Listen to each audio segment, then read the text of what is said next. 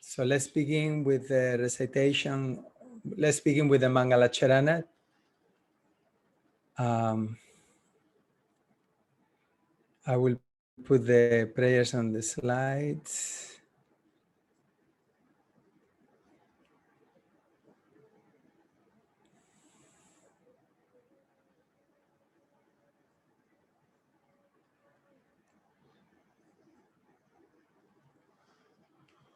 Om Gyanatimidandasya Gyananyana Salakaya Shakshurum Militanyena Tashmai Shri Gurave Namaha Shri Chaitanya Manobhistam Stapitan Yena Bhutale Swayan Rupa Kadamahyam Dadati Swapadantikam Vandeham Sri Guru Sri Yutapadakamalam Sri Gurum Vaishnavamscha Sri Rupam Sagrajatam Sahagana Raghunatam Vitam Tam Sajivam Sadvaitam Savadutam Parijana Sahitam Krishna Chaitanya Devam Shri Radha Krishna Padam Sahagana Lalita Shri Vishakambitamscha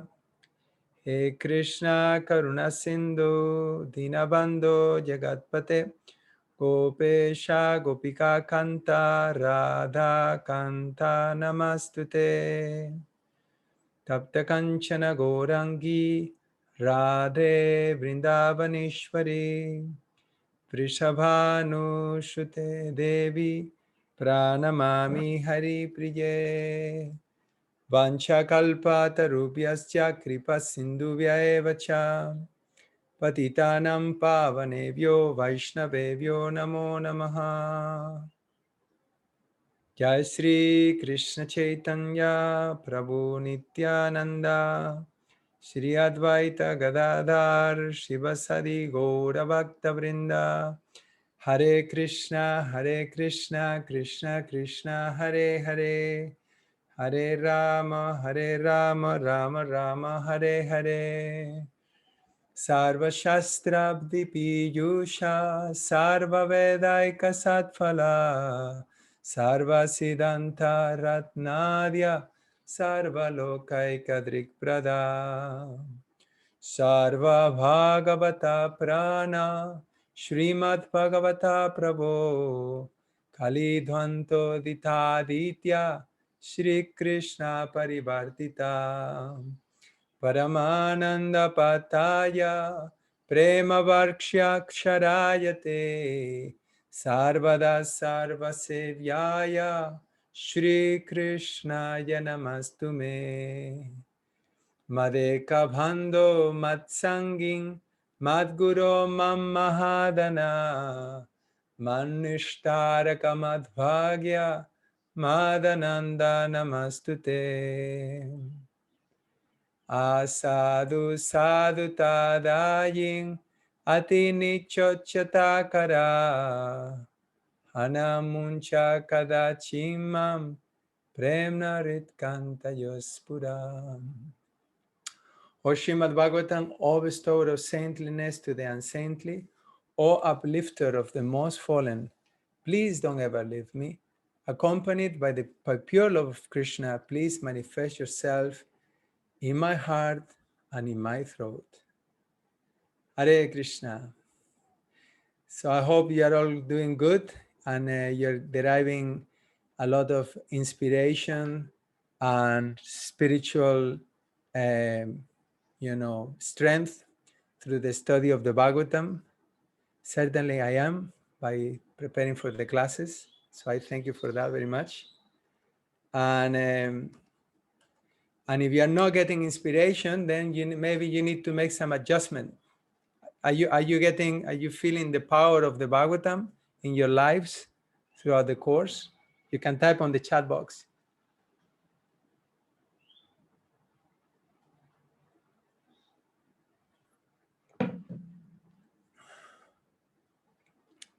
Okay. Only one person. The other people, yes, Prabhu. Okay, good. Okay.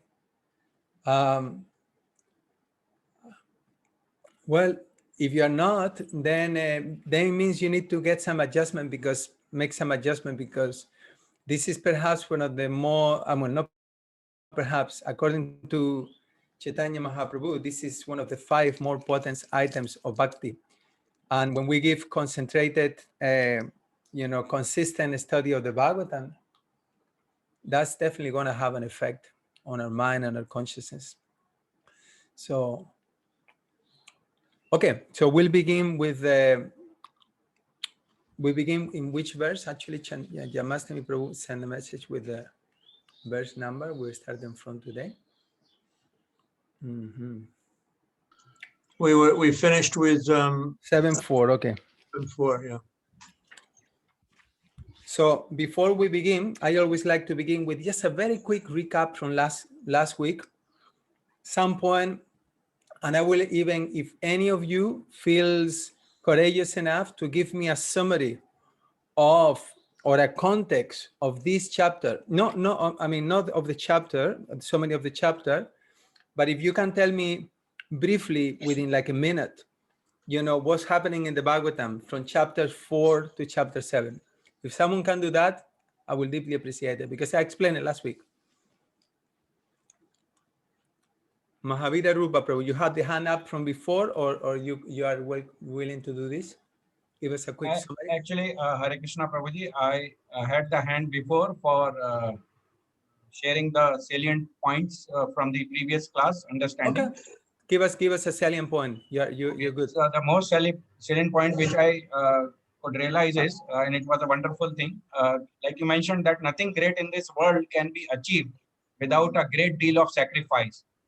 And you mentioned that the perfection of the sacrifice is attained when it is performed for the satisfaction of the Supreme Lord. Why? Because Supreme Lord is the supplier of the ingredients, he is the maintainer, he is the friend, he is the proprietor, and he supplies all the ingredients of the sacrifice. And hence, therefore, it is my duty to offer everything back to the Lord. And also you mentioned that Lord responds to our devotional service. Okay. Thank you so much, Mahavira Rupa Prabhu. Deeply appreciated. Someone else? Maybe you can type on this chat box some point, or if anyone would like to give me a little summary, also. And if your internet allows it, I like when the devotees keep the camera on. Yamastami Prabhu, Asaf Prabhu, Mahavira Prabhu. It's just nice. It makes it more personal. Anyone would like to share anything else from last week? Asaf. Hare Krishna. I'll try to make a summary from beginning of Canto 2. Shuka speaks. You were mute. You need to unmute yourself. You were muted again. Okay. Now you can hear me? Yeah. Shuka Goswami speaks about the different levels of worship of the Lord, and it culminates in Bhakti Yoga. He speaks about that in chapter 3. And then in chapter 4 is when Parikshit asks more questions, and then Shuka Goswami tells him about Narada's same question was made to Brahma. How did you create, and are you the supreme? And then in chapter 5, Brahma tells I'm not the supreme. He tells Narada in details. In chapter 6, he continues to tell him in details about Virat Purusha, the universal form. And end of chapter 6 is Brahma saying, I'm going to tell you about the different incarnations of the Lord, because that will purify all the dirt accumulated in one's ear.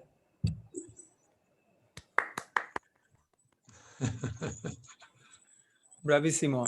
Very good. Well done. Thank you so much. Jamastami Prabhu. I was gonna say about the same thing as he said. So. Okay, good. So we're good. Anyway, it's nice. If you knew it already, great. And if you don't, you got it there. Nice summary. It's good. What is the second canto all about? By the end of the first, if I ask you, can you give me a summary of the first canto? Can you give me a summary of the first canto? If you can, then you need to go back and revise everything, because everything is systematically presented there also. Okay, so we got very nice reflection here on the chat box. We only got a few people writing things down. I will appreciate if everybody, contributes. It just gives me a sense of understanding how much is being taken on by the devotees, and I also know that everybody's kind of involved with the class. So it's a purpose for this. I know we have limited time, but I find that these recap sessions is a lot of learning gets consolidated here. Whatever you write in the chat box, it will stay with you. Okay, so please get ready for tomorrow. Okay, and for the next few days. Okay, so we're going to begin with text number 4. Om Namo Bhagavate Vasudevaya. Om Namo Bhagavate Vasudevaya. Om Namo Bhagavate Vasudevaya.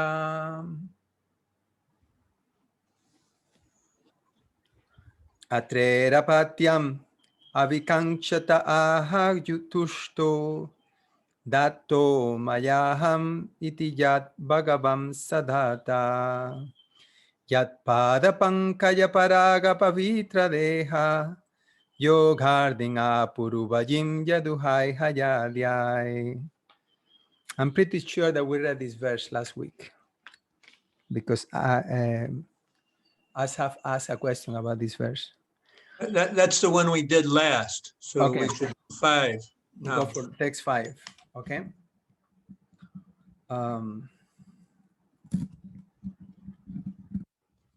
So text 5.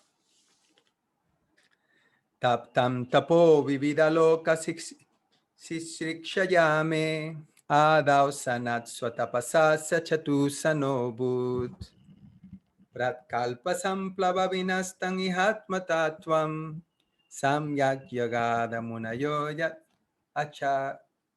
achakshat tatmam.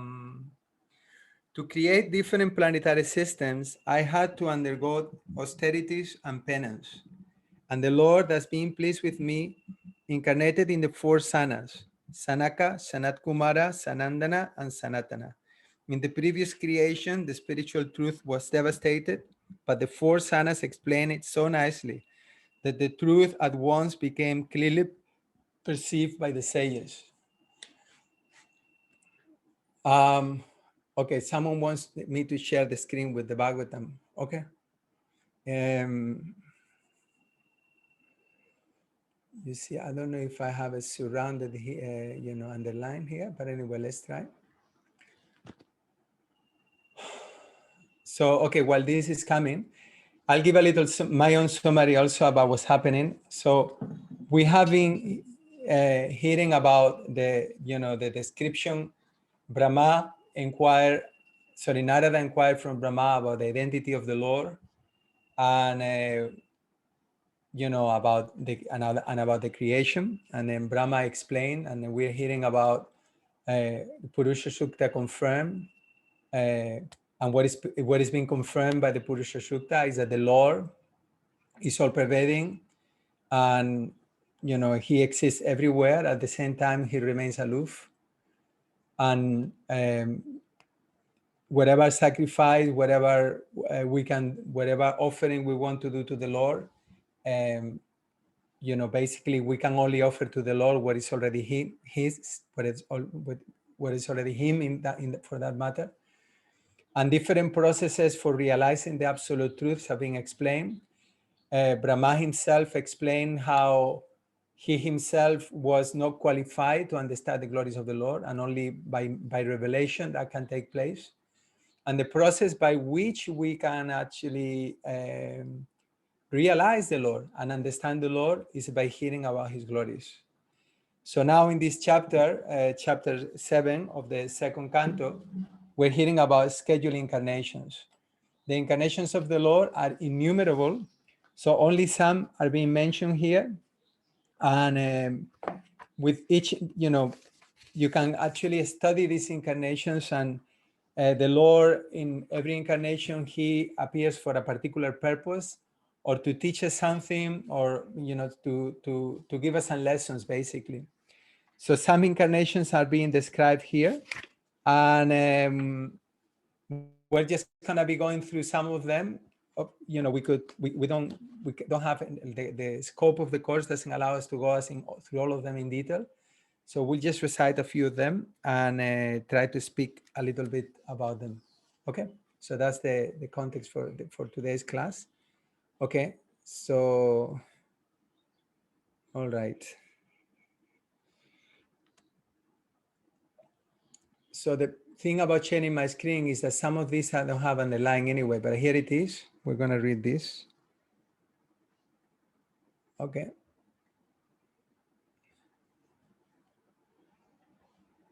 Because transcendental knowledge, and I believe I spoke about this also, because transcendental knowledge is a prime necessity, the ever-conditioned souls are given a chance for liberation in every millennium of creation. This mission of Brahmaji was fulfilled by the grace of the Lord when the four Sanas, namely Sanaka, Sanat Kumara, Sanandana, and Sanatana, appeared as his four sons. These four Sanas were incarnations. Oh, is it not being shared? I'm sorry. I thought I was sharing the screen. My apologies. These four sanas were incarnations of the knowledge of the Supreme Lord, and as such, they explain transcendental knowledge so explicitly that all the sages could at once assimilate this knowledge without the least difficulty. By following in the footsteps of the four Kumaras, one can at once see the Supreme Personality of Godhead within himself, within oneself. So we were explaining about the purpose of the creation and how the purpose of the creation is also to give an opportunity to the living entities to go back home, back to Godhead. And the material energy is working and is putting us through different, difficult situations. So the material energy is also working to help us understand that the material world is not a nice place. And along with the creation of the material world, which is affected by the Purusha avatars, then the Lord also incarnates in different incarnations in which he reveals knowledge for the living entity to go back home, back to Godhead. In this case, we're talking about the four Kumaras as they are empowered incarnations of the Lord, they're Jiva Tattva. And again, their purpose is to enlighten the conditioned souls. So it is interesting that this is the Vedic system. The Vedic system is that the purpose of human life, is to attain immortality, is to go back home, back to Godhead. Contrary to the modern materialistic approach, where we don't worry so much about the next life and just try to make this life as comfortable as possible. So right at the beginning of creation, the Lord manifested as the four Kumaras. Text 6. How is the sound? Is the sound good enough? I just changed the position. Am I audible? Is it clear sound? Yeah, okay. Text 6. To exhibit his personal way of austerity and penance, he appeared in twin forms as Narayana and Nara in the womb of Murti, the wife of Dharma and the daughter of Daksha. Celestial beauties, the companions of Cupid, went to try to break his vows, but they were unsuccessful, for they saw that many beauties like them were emanating from him. Okay, so here Prabhupada in the purport explaining about tapasya. I'll read. Human life is meant for tapasya, with the great vow of celibacy or brahmacharya. In the rigid life of tapasya, there is no place for the association of women. And because human life is meant for tapasya, for self-realization, factual human realization, as conceived by the systems of Sanatan Dharma, or the school of four castes and four orders of life, prescribe rigid disassociation from women in 3 stages of life. Okay, so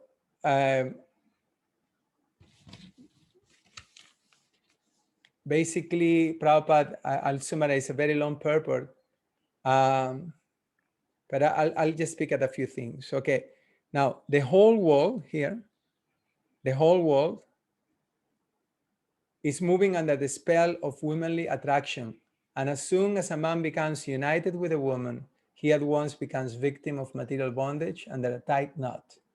The desires for lording it over the material world under the intoxication of a false sense of lordship specifically begin just after the man's unification with the woman. The desires for acquiring a house, possessing land, having children, and becoming prominent in society, the affection for community and the place of birth, and the hankering for wealth, which are all like phantasmagoria or illusory dreams, encumber a human being, and he is thus impeded in his progress toward self-realization, the real aim of life.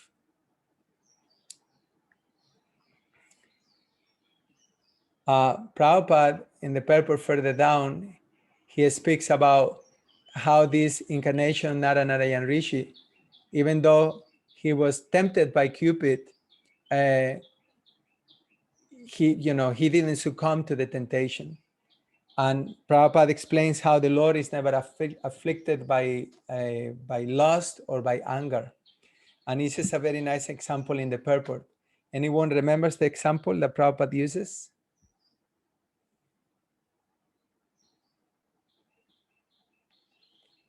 Okay. Prabhupada writes, there is a common proverb that a confectioner is never attracted by sweetmeats. The confectioner who is always manufacturing sweetmeats has very little desire to eat them. Similarly, the Lord, by his pleasure potential powers, can produce innumerable spiritual beauties and not be the least attracted by the false beauties of material creation. So this is the Lord. And again, I will emphasize that we are giving, through the Srimad Bhagavatam, we have been given already in the previous chapters, there has been a very in-depth explanation about the universal form, about how the Lord is the creator, how he is all-pervading, how he is everything. We are getting introduced to the Aishwarya aspect of the Lord, about the opulence of the Lord. And now, as we're hearing the different incarnations, we already read about the incarnation. He appears as a boar. He appears from the nostril of Lord Brahma. One who is a devotee, he will marvel about hearing about these things. And but one who is not a devotee, he will take this as like some, what you call it, like some fairy tales, some fantasy, some mythology. And particularly when we come to the pastimes of Krishna in Vrindavan, when he's dancing with the gopis, unless one has actually understood who Krishna is through the whole Srimad Bhagavatam, one is bound to mistake or those pastimes to be mundane.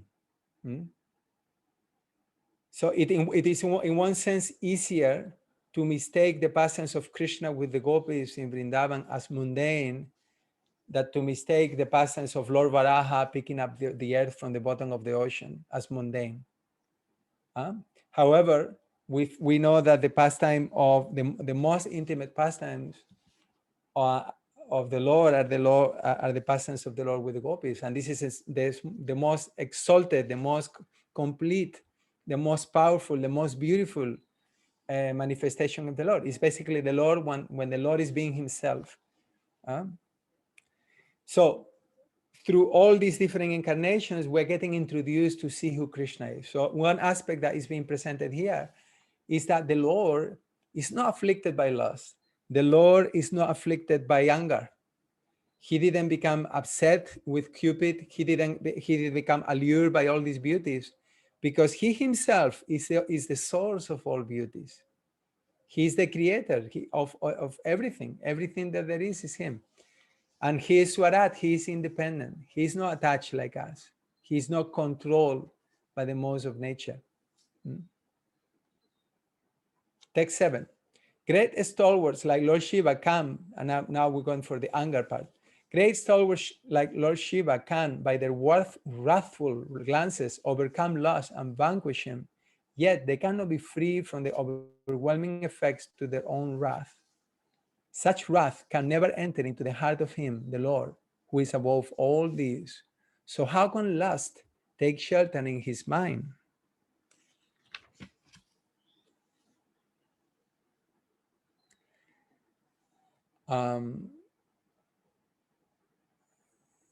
Here, the Lord has the sign of the foot of Bhrigu Pada as the mark of tolerance. Okay?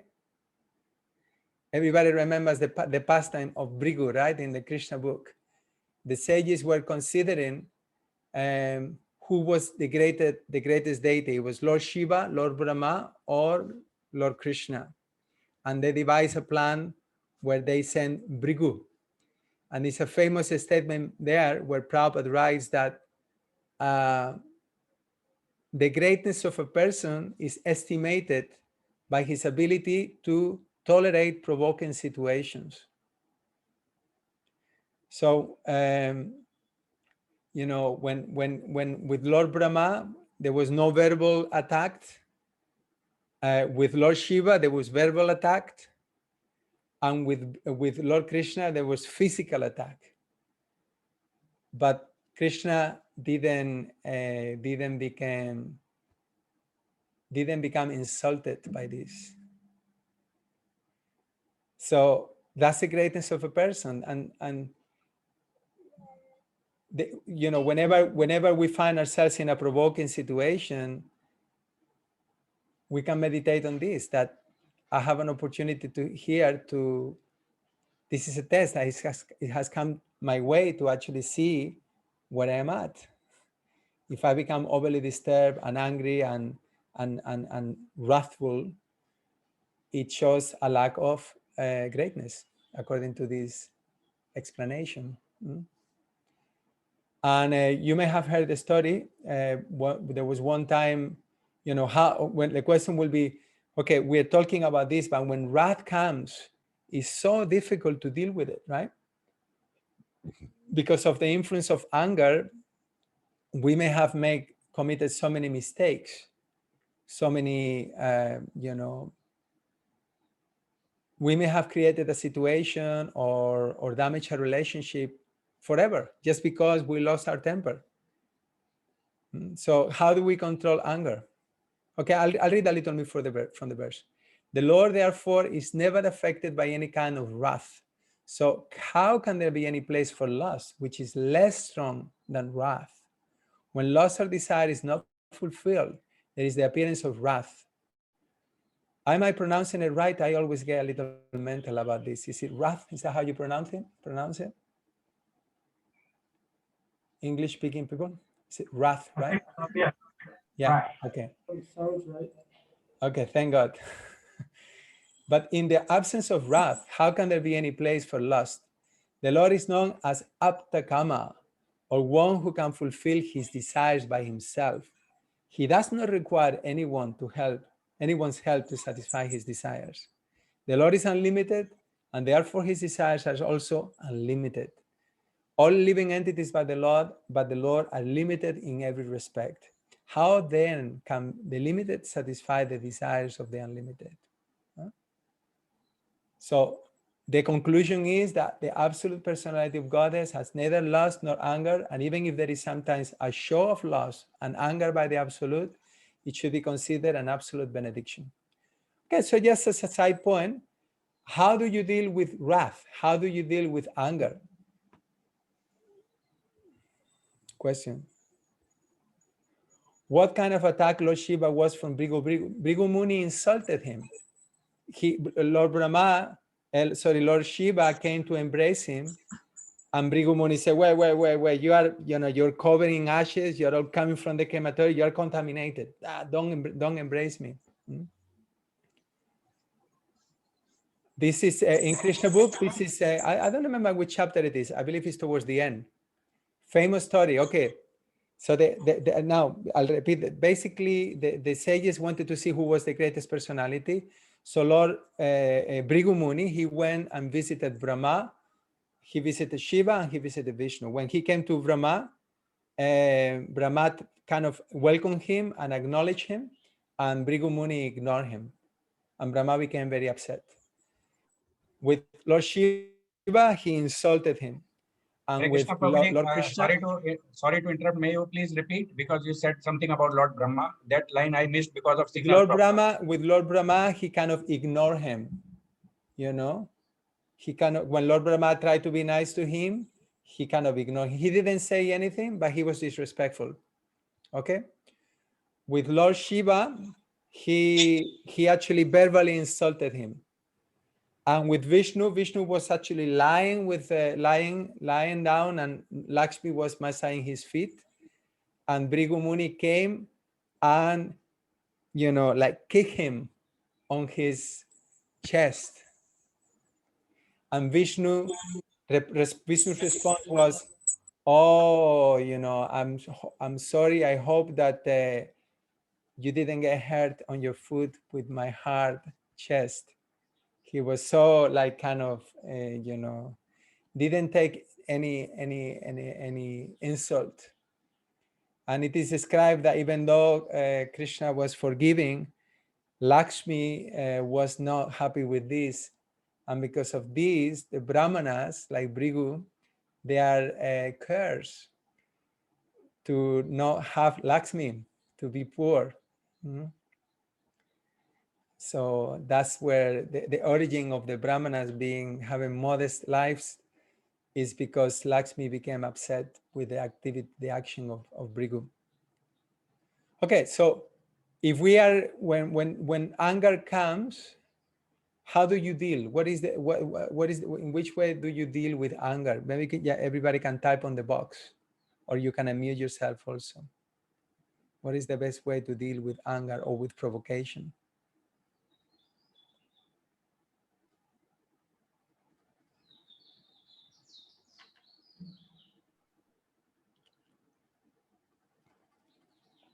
Chant Mahamantra.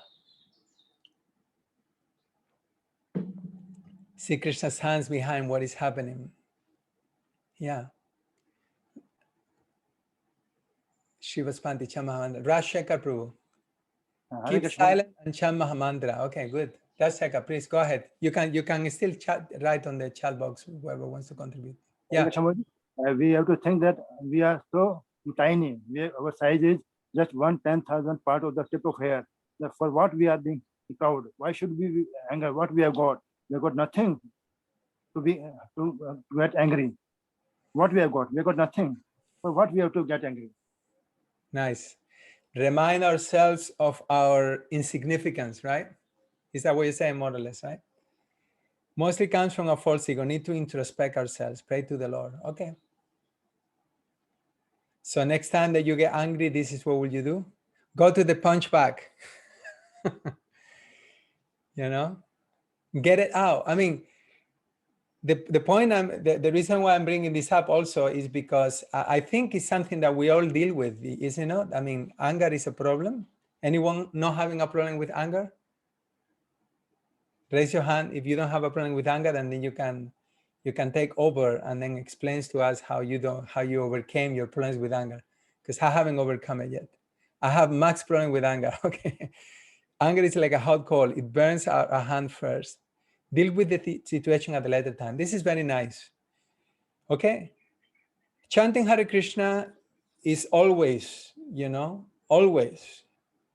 But you know, even if we chant, or maybe we don't chant, you know, so to have other things in mind also is advisable. So here, like Murli Prabhu is saying, deal with the situation at a later time.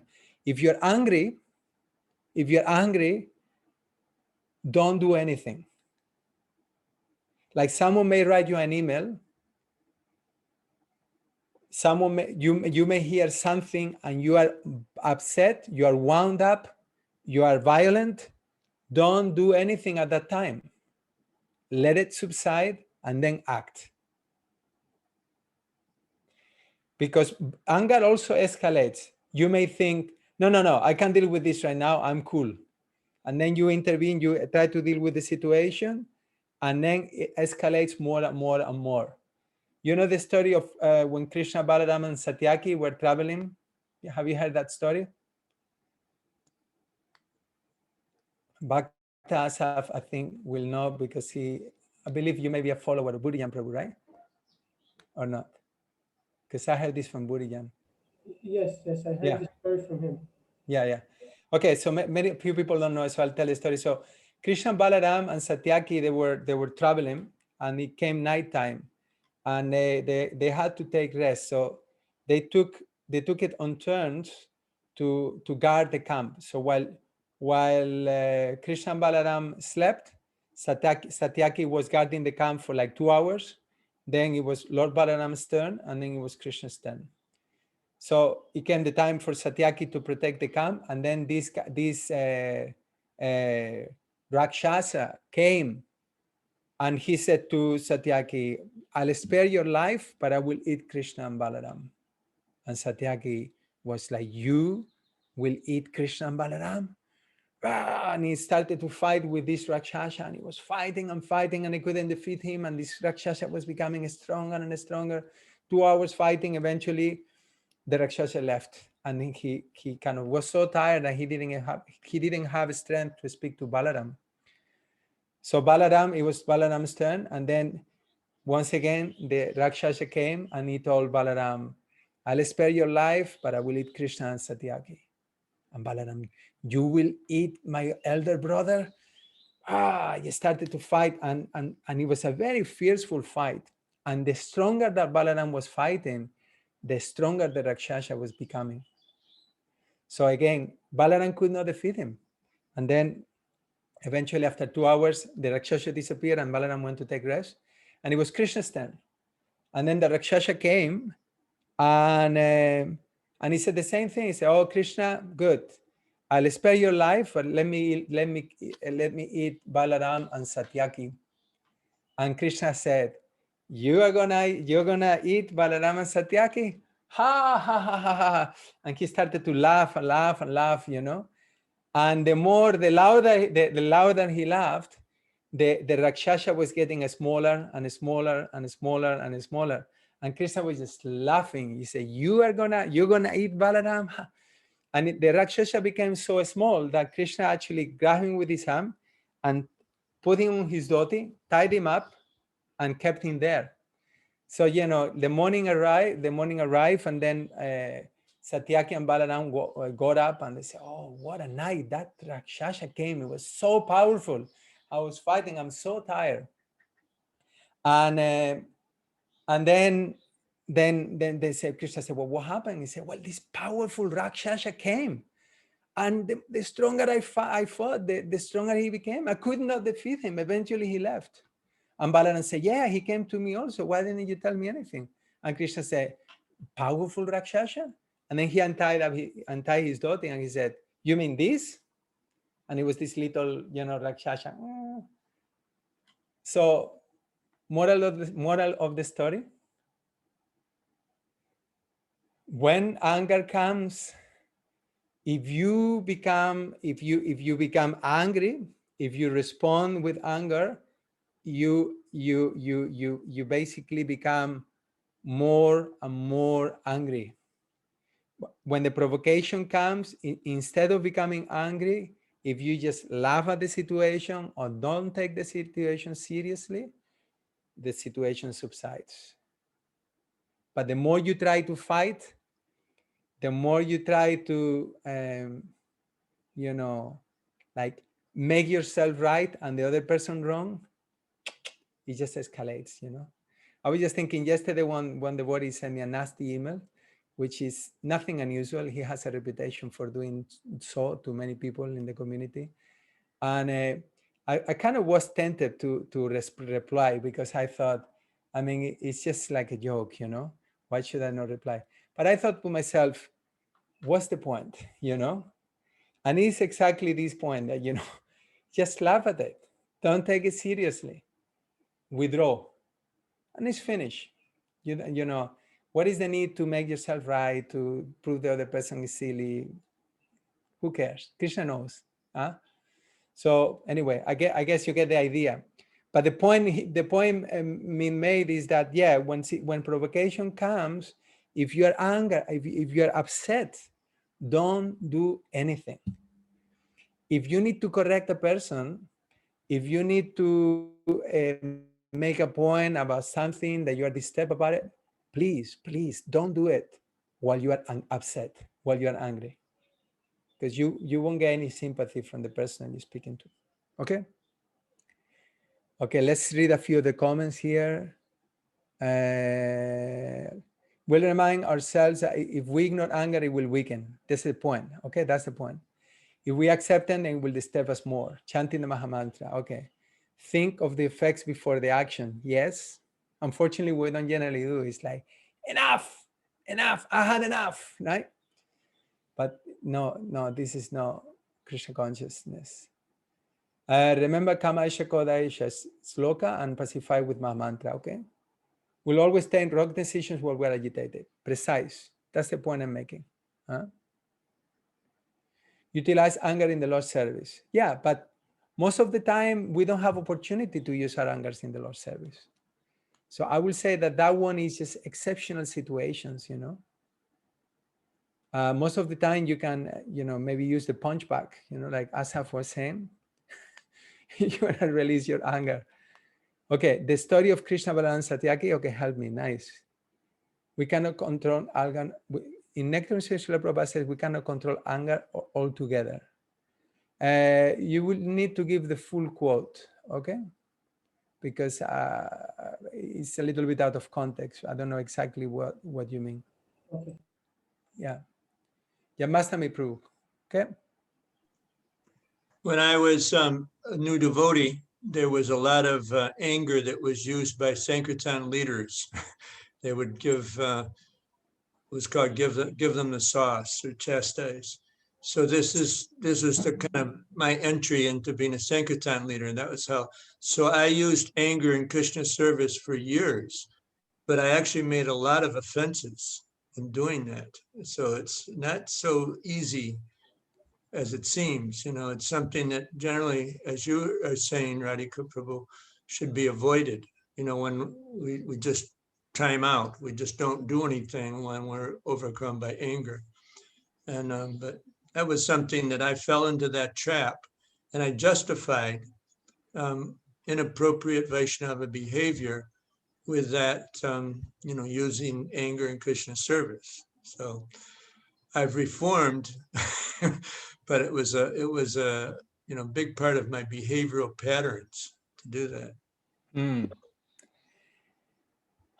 I don't remember the full story now, but there was one time one sannyasi inquiring for another sannyasi, and basically, anyway, the point was that we have to become like Prahlad Maharaj. We act like Prahlad Maharaj, not like Hiranyakashipu. Not like Lord Nrsingadev. Huh? We become like Prahlad. Sometimes we forget, and because anger, most of the time, anger is the result of us being frustrated with the outcome of circumstances, that things are not happening the way we want them to happen. We forget that we are not the controllers. So I like the point at the beginning, Prabhu Ras Shekhar made, that we are insignificant. So if things don't go our way, don't be surprised. Some time ago, someone posted a picture of the earth, two pictures of the earth, and the first one said the earth before, something like with your opinion, and then the second picture where they say the earth without your opinion. It's just the same. Who are we? We are so insignificant. Yeah? So we shouldn't be so attached to my way of being.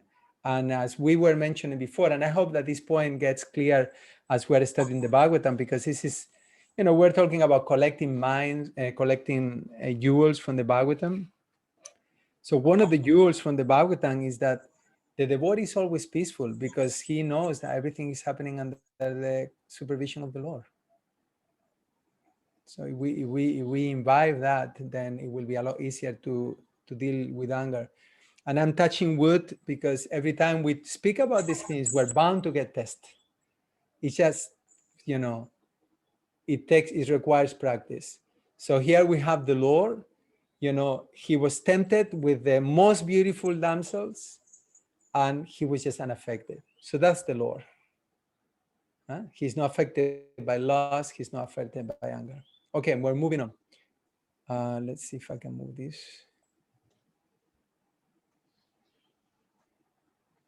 I'm gonna put this differently. Just give me 1 second. I wasn't planning to use this sharing the screen. And I want to put it back. Okay.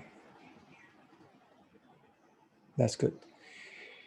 Being insulted by the sharp words spoken by the co-wives of the king, even in his presence, please, you must improve whenever you're not speaking, mute yourself. Being insulted by sharp words spoken by the co-wives of the king, even in his presence, Prince Dhruva, the only a boy, took to severe penances in the forest, and the Lord, being satisfied by his prayer, awarded him the Dhruva planet, which is worshipped by great sages, both upward and downward.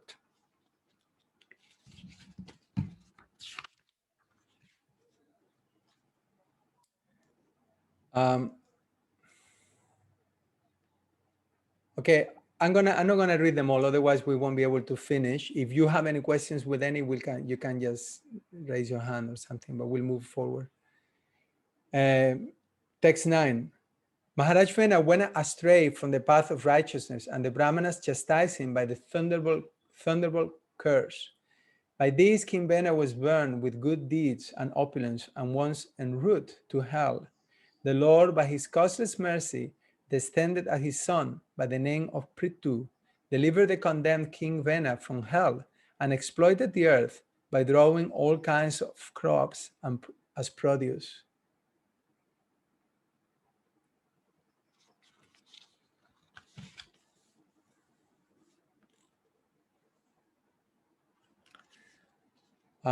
You see, I have, for me, it's a little difficult to use this digital form because I've been working on my Bhagavatam and I don't have the sections underlined there. Okay,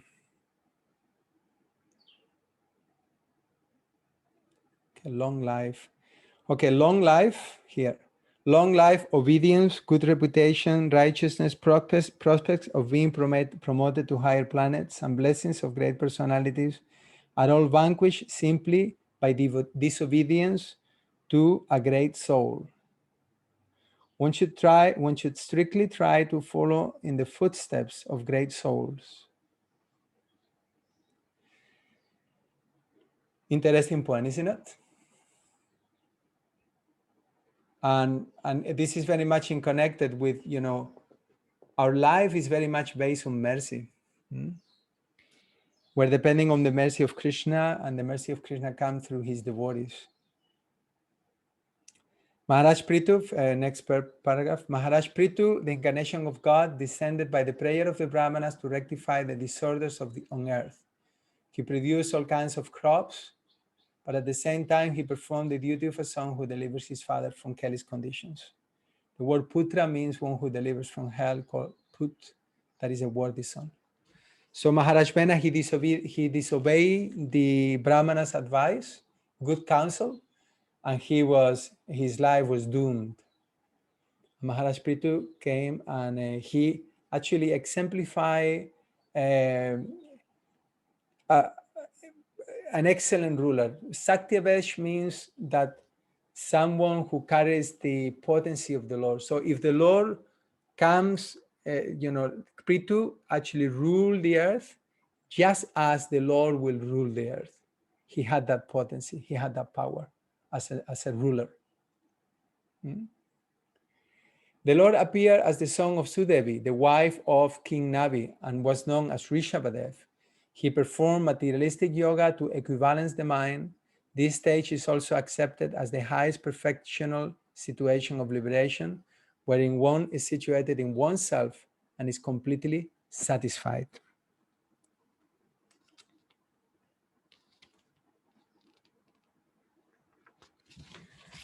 So the purport speaks about Yada Yoga, and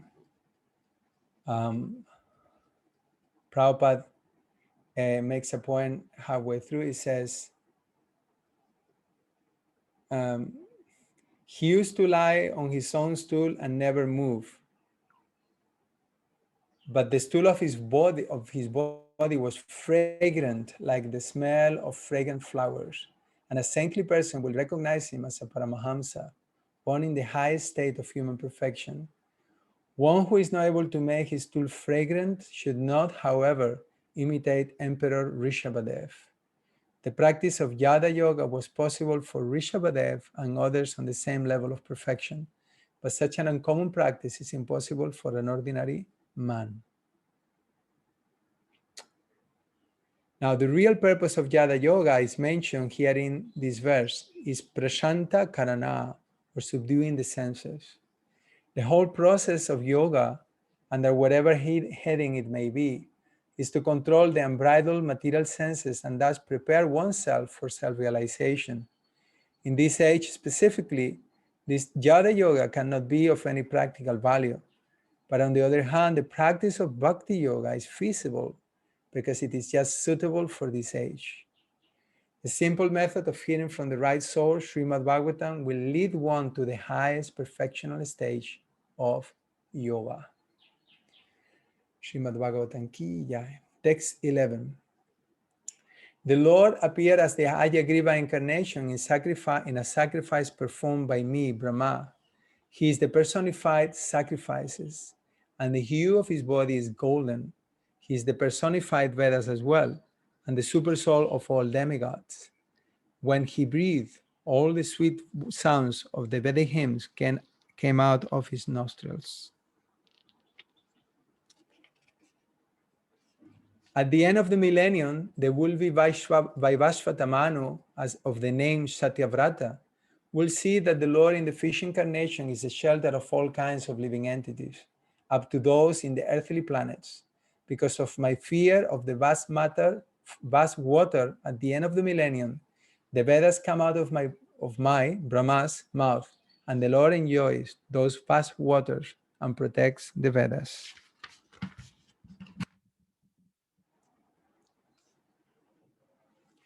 The primeval Lord then assumed the tortoise incarnation in order to serve as a resting place, pivot, for the Mandara mountain, which was acting as a churning rod. The demigods and demons were churning the ocean of milk with the Mandara mountain in order to extract nectar.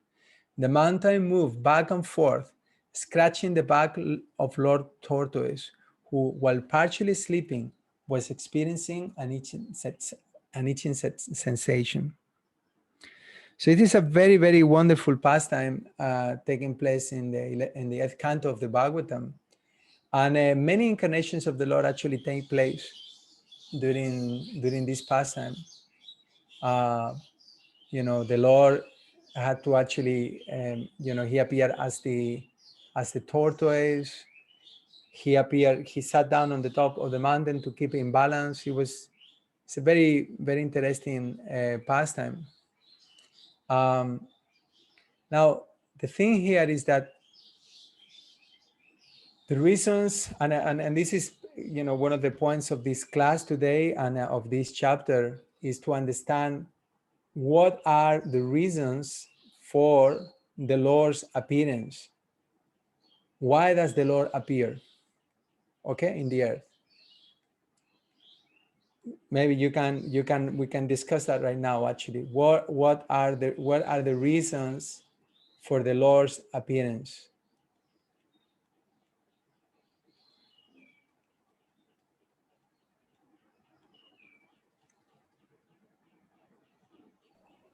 Hare Krishna.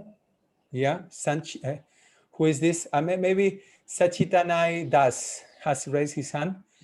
Maybe you can. If you can. Yeah, if you can. Yes, Lord appears in this world Can you put your Lord camera appears. on? Can you please put your camera on? Can we just keep that standard that whenever someone speaks, put the camera on? Yes. Yeah. Lord appears in this world to give pleasure to the devotee.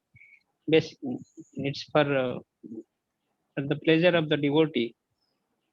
Okay. And to And more? You want to say and more? to, to Oh, it's breaking up, eh? Okay. So maybe take your camera off. Yeah, might be that a good idea.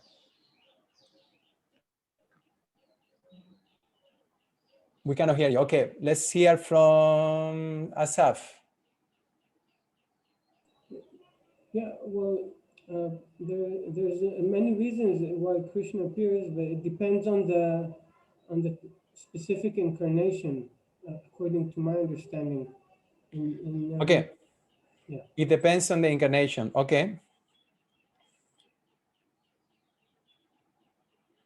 Okay, and just saw your message. It says from the previous conversation, similarly, anger can be controlled. We cannot stop anger altogether. But if we simply become angry with those who blaspheme the Lord or the devotees of the Lord, we control our anger in Krishna consciousness. I mean, this is a big topic. We're changing back to the previous thing, but it's very interesting because in the first canto of the Bhagavatam, also in the eighth chapter, Prabhupada writes in one of the verses with prayers of Queen Kunti that you cannot annihilate your emotions. You cannot. I believe he actually says you cannot annihilate your anger. So I think it's very important for us as devotees, and this is one thing that I definitely didn't do, and I'm learning to do now, and is that when emotions come, we should not pretend that they are not there and sweeping them around the carpet,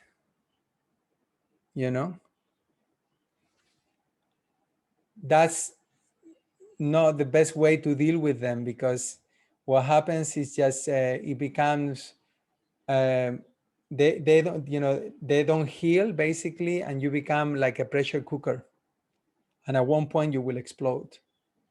So whenever these emotions come, very intense emotions, it's important that we learn to deal with them in Krishna consciousness, of course. It's a really huge topic. There is no scope on this. That will take the rest of the class.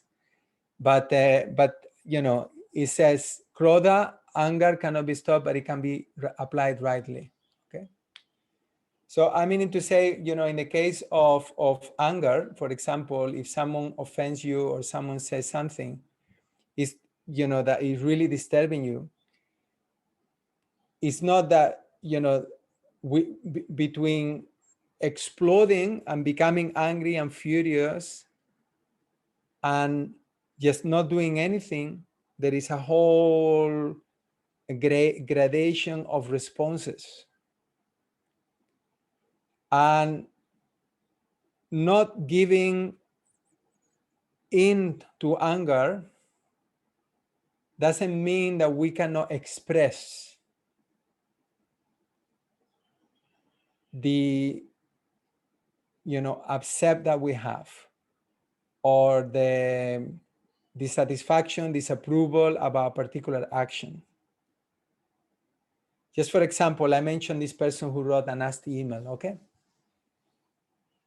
I could, get angry, and I could, blast him and put him in his place, or I could do nothing, which is what I have opted to do, okay? But that's not the only two options. There is also the option to reply politely and express yourself. And that may be even more, that may be even be healthier for future interactions with the same person. It may be, it may not. In this case, I know it's not, because it just doesn't work in this situation. It's better to keep distance. But am I explaining? Is this making sense or not? Hare Krishna, Prabhuji, may you please kindly repeat the last two statements? Yeah, basically, I'm saying that when these emotions come our way, like for example, anger, we may not be in a position where we can just tolerate and don't do anything and be okay and be happy about it.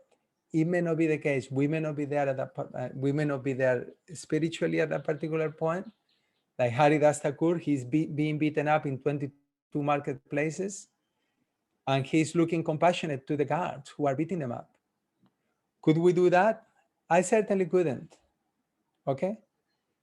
So we need to know exactly where we're at and deal with those emotions in a way that are actually is going to be progressive for our Krishna consciousness.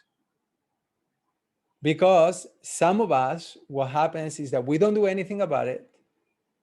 We get abused, like our Sankirtan leader has got the practice of using anger in Krishna service, like we heard right now.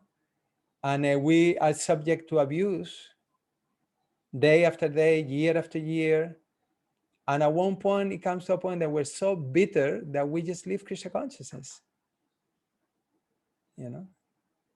That will be a mistake. Rather than, express at the right time to the Sankirtan leader and say, listen, you don't have the right to speak to me like this. On a personal level, you might make that choice to be angry at me and fight with me and disrespect me. But on an institutional level, as you're representing Prabhupada and you're taking the position of being a Sankirtan leader, you just have not got the right to act like this. And it's perfectly fine. Okay, yeah, just to give an example. I don't want to go into too much detail, but is it making sense or not? Okay. So we cannot deny. It's like if lust is there and is coming on a regular basis and is consistent, we may need to speak to someone about it.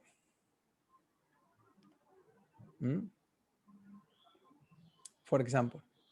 Okay, I don't want to divert.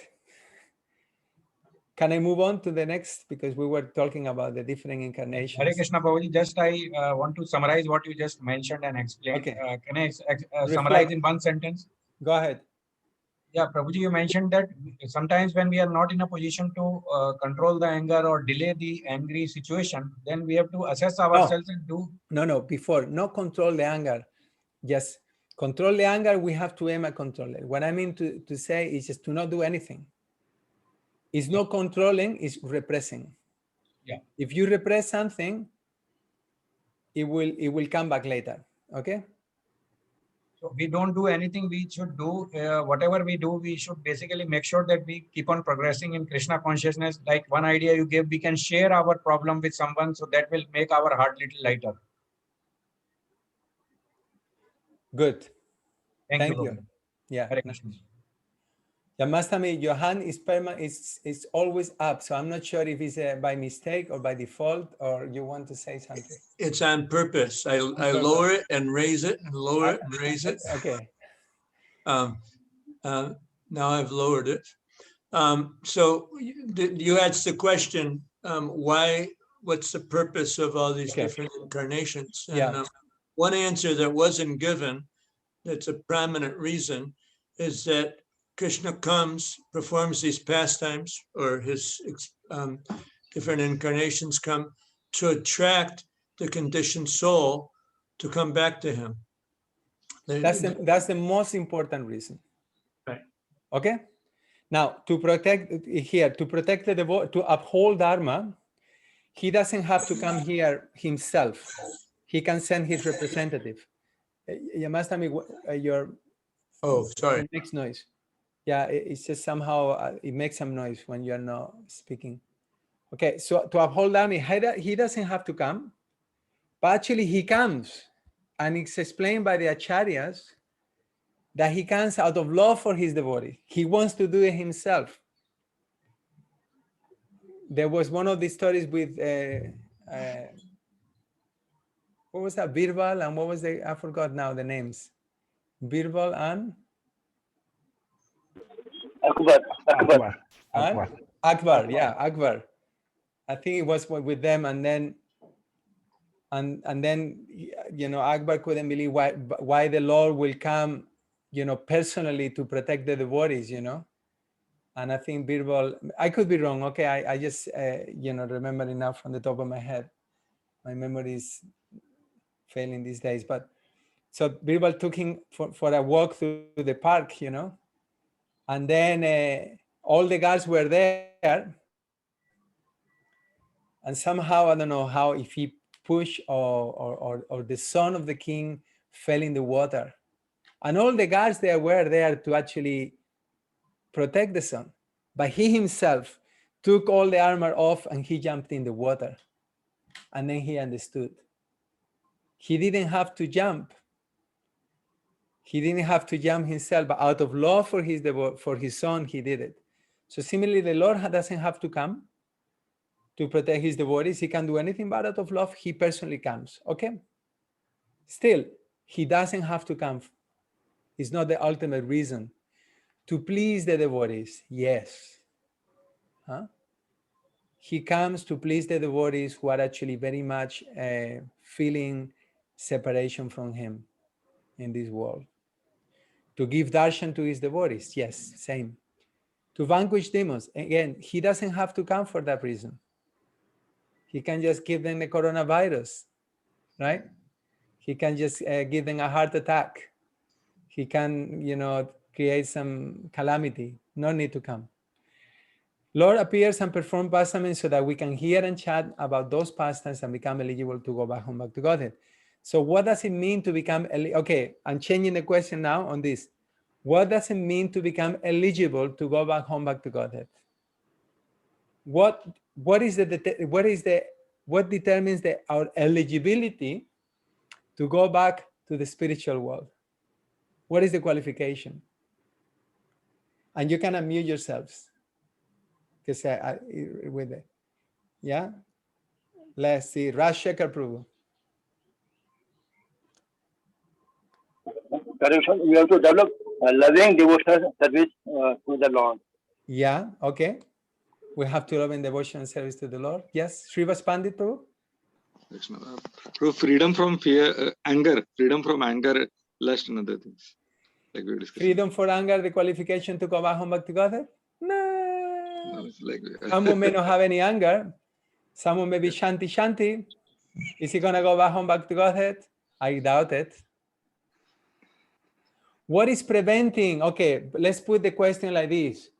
What is preventing, Karuna Taramataji, what is preventing you from going back home back to Godhead? My ego. Your ego, okay. And what is your ego telling you? Like it's always, it wants to enjoy always in life. Okay, Always. Yeah. Yeah, I don't remember God always. In all situations, we should actually, if we wish to go back to God, we should remember God always. That is the main point. Okay.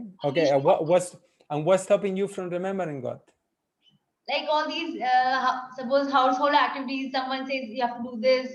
I mean, you're involved in a household. It's all the fault of all your household activities that you cannot remember the Lord. Is that whose fault is it?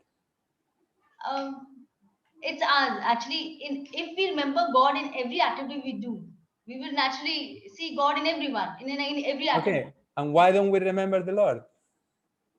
Because we don't love him so much. I mean, Krishna. Okay. Yeah. That's the point. The point is that why we don't go back home back to Godhead? Simple question, simple answer. We don't want to. Yes.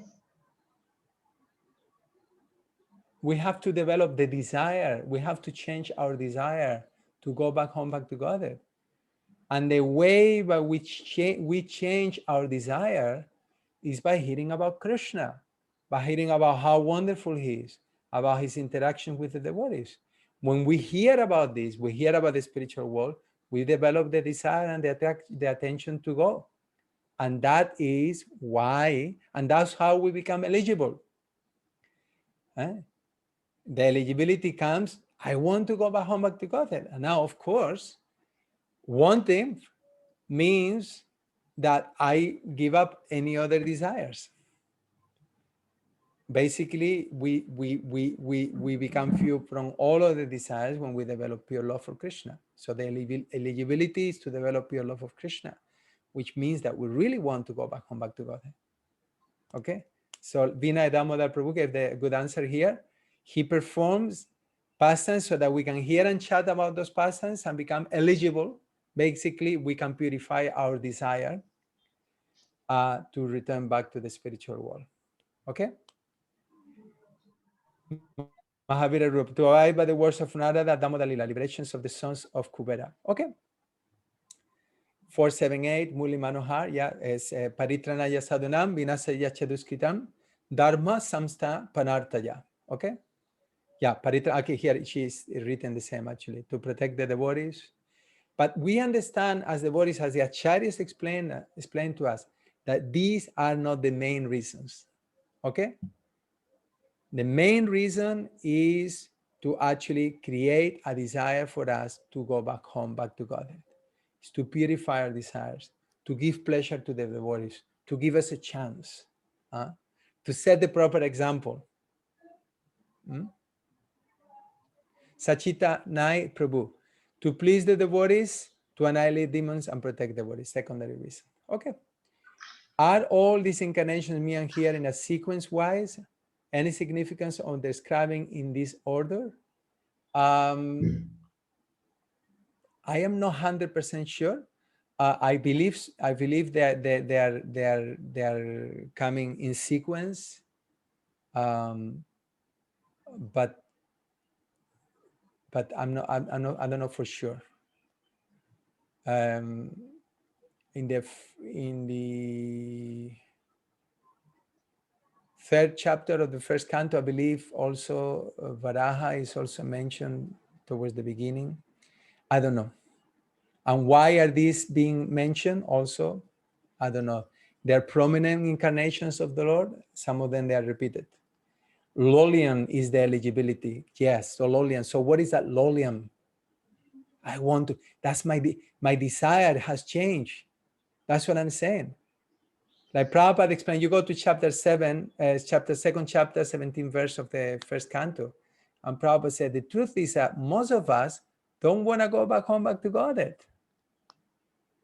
So I have to cultivate that desire. Okay. Only once we develop spontaneous love for the Lord, till then our heart is contaminated with our anarthas. Okay. So I'm gonna move on. But this is very important to understand. What are the purpose? Okay, eligibility for going back to God is to love God. Yes, is this correct? Yeah. Reasons for Lord's appearance: to perform pastimes so that we hear about Him and purify our desires so that we can go back to the Lord. Very good, Mahavira Prabhu. Your summaries are appreciated. Okay, we have a few hands up. Asaf has had his hand up for a while. Tell us. Yeah, sorry, it was from before. It's nothing. I don't have a question right now. Okay. Veera Gopal Prabhu. My pronoun. Sorry, my bandwidth is not very good, so I'm not putting my video on. Prabhuji, desire, I understand. You very nicely explained. We must have desire. But just desire, in my understanding, I feel I have some desire. There is desire, but I have limitations also. And there are a raft of hindrances that perhaps prevent me from moving forward. So what I'm probably in a roundabout way saying is that desire is not the only thing, at least in my life, that there are the limitations that come with my physical existence and the rest of it that goes with it. Would you like to sort of all those limitations and apparent obstacles, they are there to purify your desire. They are like the Lord has created a situation in our life which is perfect, so that we make progress on the path of Krishna consciousness, so that whatever vestiges there are there, or residue of material desire, is cleansed. We're in the material world, and there are it's a difficult situation for everyone. That goes without saying. But man proposes, God disposes. If we desire to go back home, back to Godhead, and if we desire to be with the Lord will fulfill that desire. So I'm not entirely sure if I am answering the question or if I understood the question properly. Because, what you're saying, I believe, is that it's not just desire what is preventing me from going back, but, the fact that, I may have physical, needs. I may have, a family who is not favorable. I may have, whatever. We all have our own, obstacles on the path. Okay. Yes. But let me just make just one point, because I just go into some thought that is very important, and we're gonna see this in the Chatushloki Bhagavatam, and is that spiritual bhakti is transcendental, so it's not hindered by anything material. There is no material obstacle for bhakti. Anyone, anywhere, any place, you can do bhakti. So ultimately, it's just based on desire. That's what we need to work on. We need to purify our desire. How do we do this? Hare Krishna, Krishna Krishna, Hare Hare, Hare Rama, Rama Rama, Hare Hare. That's our main process. And hearing about Krishna, Panchanga Bhakti, 64 angas of Bhakti. Okay, all this is basically to change our desire. But if the desire is strong, no material situation will prevent us from going back home, back to Godhead. Like in the case of Prahlad Maharaj, we're going to hear about his incarnation. How many obstacles he had? Even in the womb, you can hear about Krishna, like it's in the case of Parikshit Maharaj. In the case of Prahlad Maharaj, he heard the Bhagavatam in the womb, even before being born. So this is a very important point, and I'm glad that you brought it, because we should understand clearly that this is the situation. It may be difficult, because, it is a fact that, so many apparent problems are there. But I should keep in mind that there is no material impediment for my devotional service. Nothing can stop it. Only I can. Okay, go ahead, Vira Gopurpuru. Thank you. I think perhaps I was moving towards the direction of the subject matter of causeless mercy, that simply by desiring, what is the role of causeless mercy in all of this? That if we, the jiva, has a desire and eventually that gets fulfilled, then where is the element of causeless mercy? I think I was trying to move in that direction. Well, the element of causeless mercy is that the Lord wants us to go back home, back to Godhead, more than we want. So he will create a particular situation for us in very subtle ways. He's helping us. He comes, he comes, he creates. Once we actually go deep into the Srimad Bhagavatam, we understand the love of Krishna.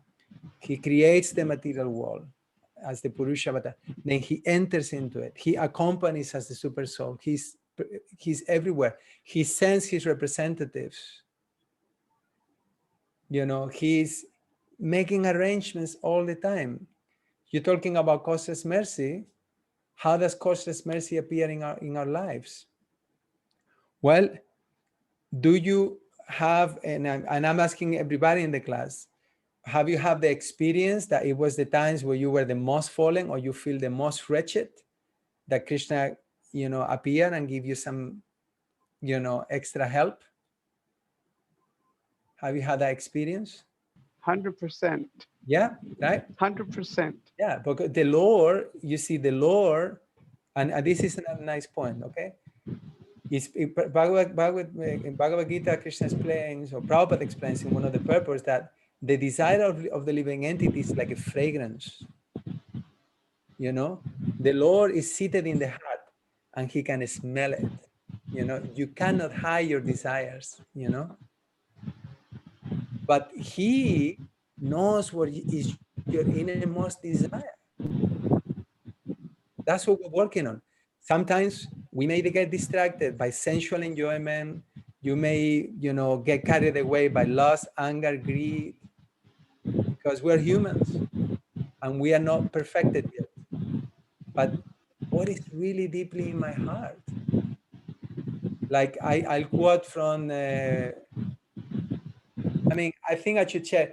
We're going a little bit, but it's just an important topic. I would like to share this with you because it's such a kind of nice thing to share. So if you allow me, I'm going to read from the 11th canto of the Bhagavatam about what we're discussing here. Okay, so I'm going to the 11th canto, chapter 20, verse 27, 28. Okay, so it's a very important verse, and I think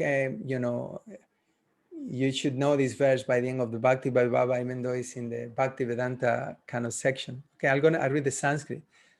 Jata shrado matkatasu nirvinna sarvakarmasu veda dukatmakam kamam parityage pyanishvara tato bhajetamam prita shradhalur dridanishchaya yushamanas chatang kaman dukodarkans chagar hayam. Now please hear, this is Krishna speaking.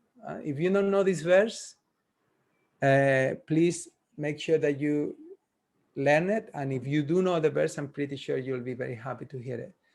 Having awakened faith in the narrations of my glories, being disgusted with all material activities, knowing that all sense gratification leads to misery, but still being unable to renounce all sense enjoyment, my devotee should remain happy and worship me with great faith and conviction. Even though he sometimes engaged in sense enjoyment, my devotee knows that all sense engagement leads to a miserable result, and he sincerely repents such activities. Okay, so we may want to give up sense enjoyment, still we're unable to do it. Still we get caught, with with material desires, temptations, they come our way. But now the real devotee, see, what determines my desire is not if I fall down or if I have some trouble. It does in one sense, but the real thing is how many times I stand up, not how many times I fall. Okay? So I'll read from the purport. This purport is just a masterpiece, and I'm just going to read a little section from it.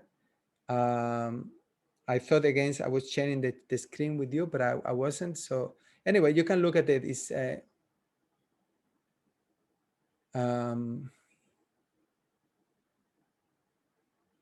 here it is. It says, one second.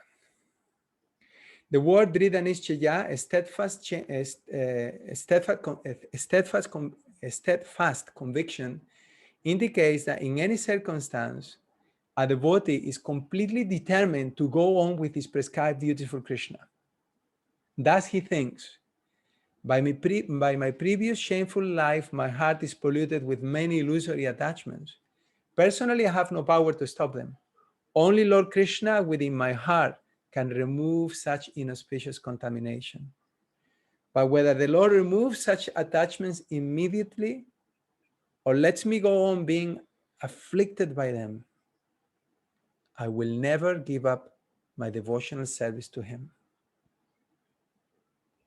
Even if the Lord places millions of obstacles in my path, and even if because of my offenses I go to hell, I will never for a moment stop serving Lord Krishna.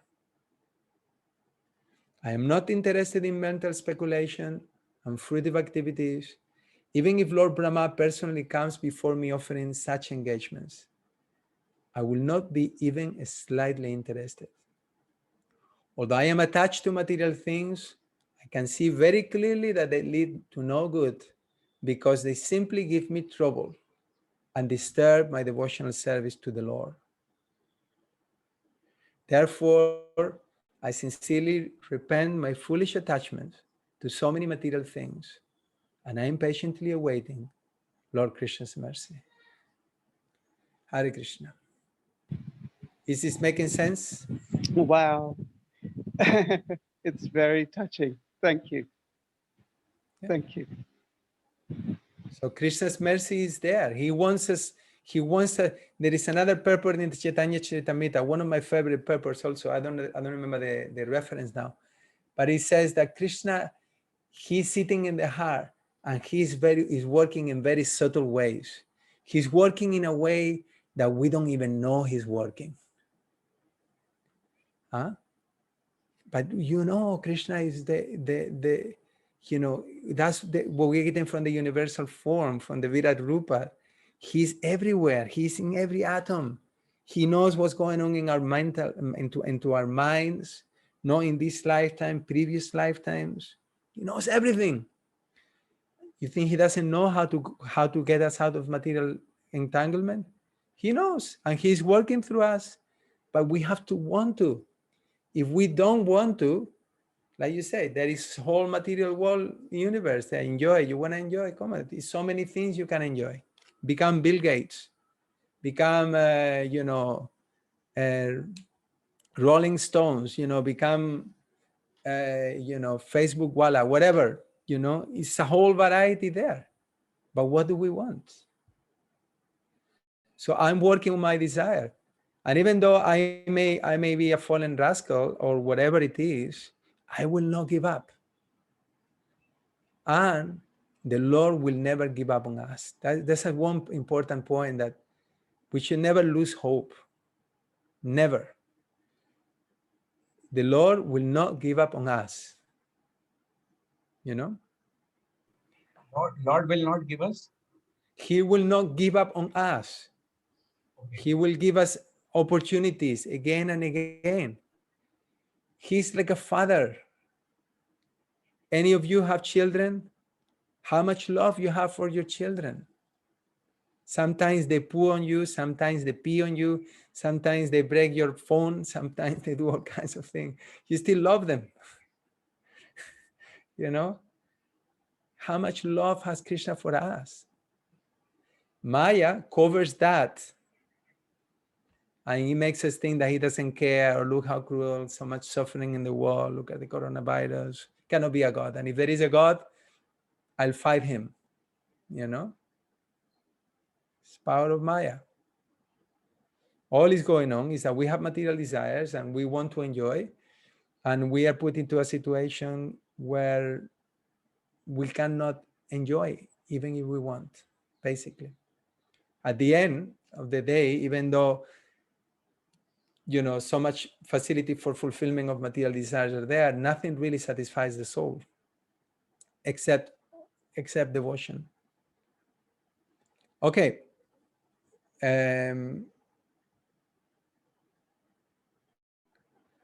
So we're going to move on because we need to cover at least chapter 7 in 30 minutes. Jamastami, is that your hand again raised?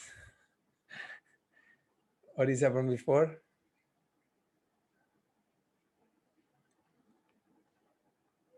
Okay, it's down. Okay. All right. So we're going back to verses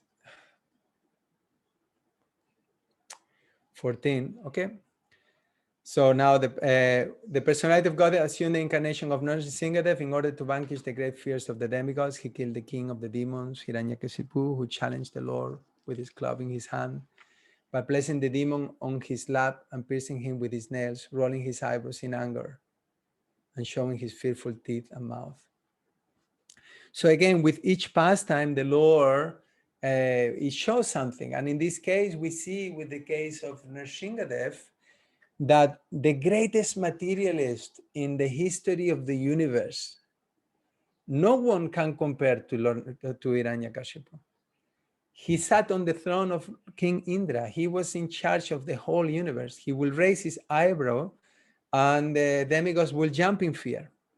Basically, that means that if he wanted to get, a particular fruit, a particular season, a particular, situation for his enjoyment, he could. But he remained dissatisfied because he failed to control his senses. And it's explained there also that, he was so clever, he wanted to attain immortality. And he devised a very intelligent plan, but at the end, he was defeated by the Lord. So again, we're becoming attracted to this personality who has so much love for his devotees. He appeared as Lord Nrsimhadev. Okay, text 15. Well, I'll read a little bit from the Bhagavatam. Last sentence of the purport, it says, materialistic plans of godless demons are always frustrated by the all-powerful Lord. So I think this is very encouraging, particularly in current times where there is so much kind of thing being discussed about, godless leaders, but they will always be frustrated in due course, like happened before. Text 15. The leader of the elephants, whose leg was attacked in a river by a crocodile of superior strength, was much aggrieved. Taking a lotus flower in his trunk, he addressed the Lord, saying, "O original and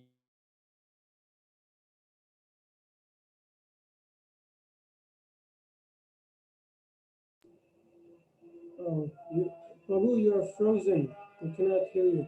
I cannot hear you.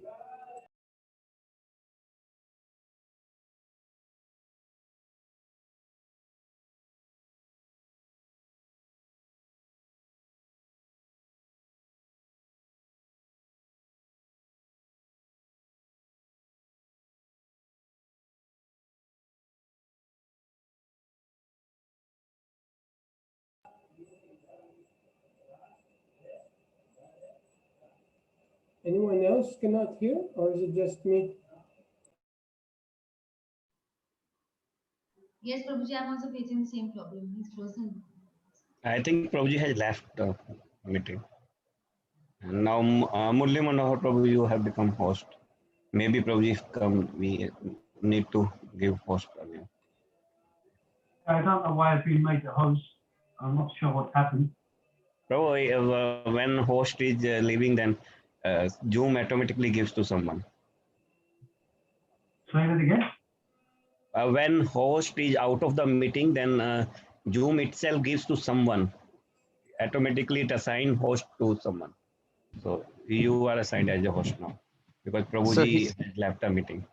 So Prabhuji has to continue with the class now. Yeah, he will. Okay, I'm just gonna bring up Srimad Bhagavatam.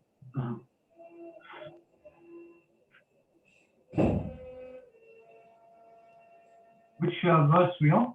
Which verse are you?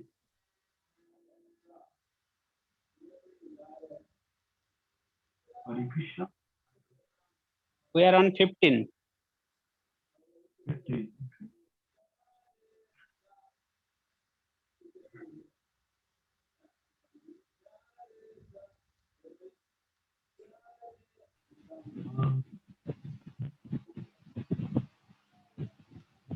Okay, I guess I'll read through the verses up to now. Text 15, come on, if you're on the right chapter. incarnations of the Lord, scheduled incarnations of specific functions. That's the correct chapter. Yeah. The leader of the elephants, whose leg was attacked in the river by a crocodile of superior strength, was much aggrieved. Taking a lotus flower in his trunk, he addressed the Lord, saying, "O original enjoyer, O Lord of the universe, O deliverer, as famous as the place of pilgrimage, all are purified simply by hearing your holy name, which is worthy to be chanted." I think we all know the name of the elephant. The name of the elephant is?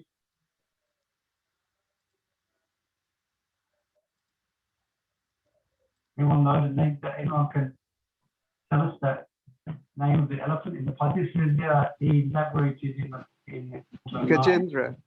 Yeah. Yeah. And in his previous life, he was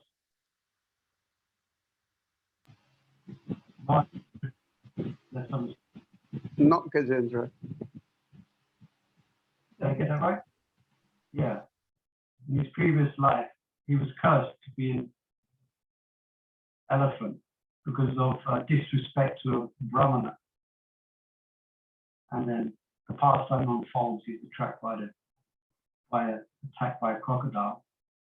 And he has no other resource left, so he surrenders to the Lord by offering a lotus, and he recites some prayers, isn't it? Then the Lord comes and he liberates the crocodile. In other words, he kills him.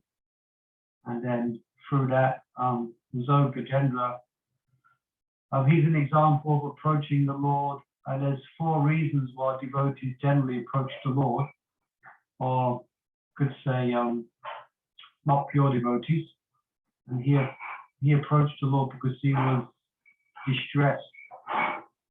But by that contact with the Lord, he became purified. Text 16. Yeah, continues here. The personality of Godhead, after hearing the elephant's plea, felt the elephant needs immediate help, for he was in great distress. Thus at once the Lord appeared there on the wings of the kings of birds, Garuda, fully equipped with his weapons, the wheeled chakra, the wheel of the crocodile to save the elephant, and he delivered the elephant by lifting him by his trunk. Teacher is back. He's back. He saved us. Thank you. Hare Krishna. Thank you for continuing. Okay, so my apologies. I don't know, something went wrong with the internet. I don't know exactly what. Somehow, no. I made all the arrangements possible so that it doesn't fail, but it did fail. So my apologies for that. Let's go back to the text 15.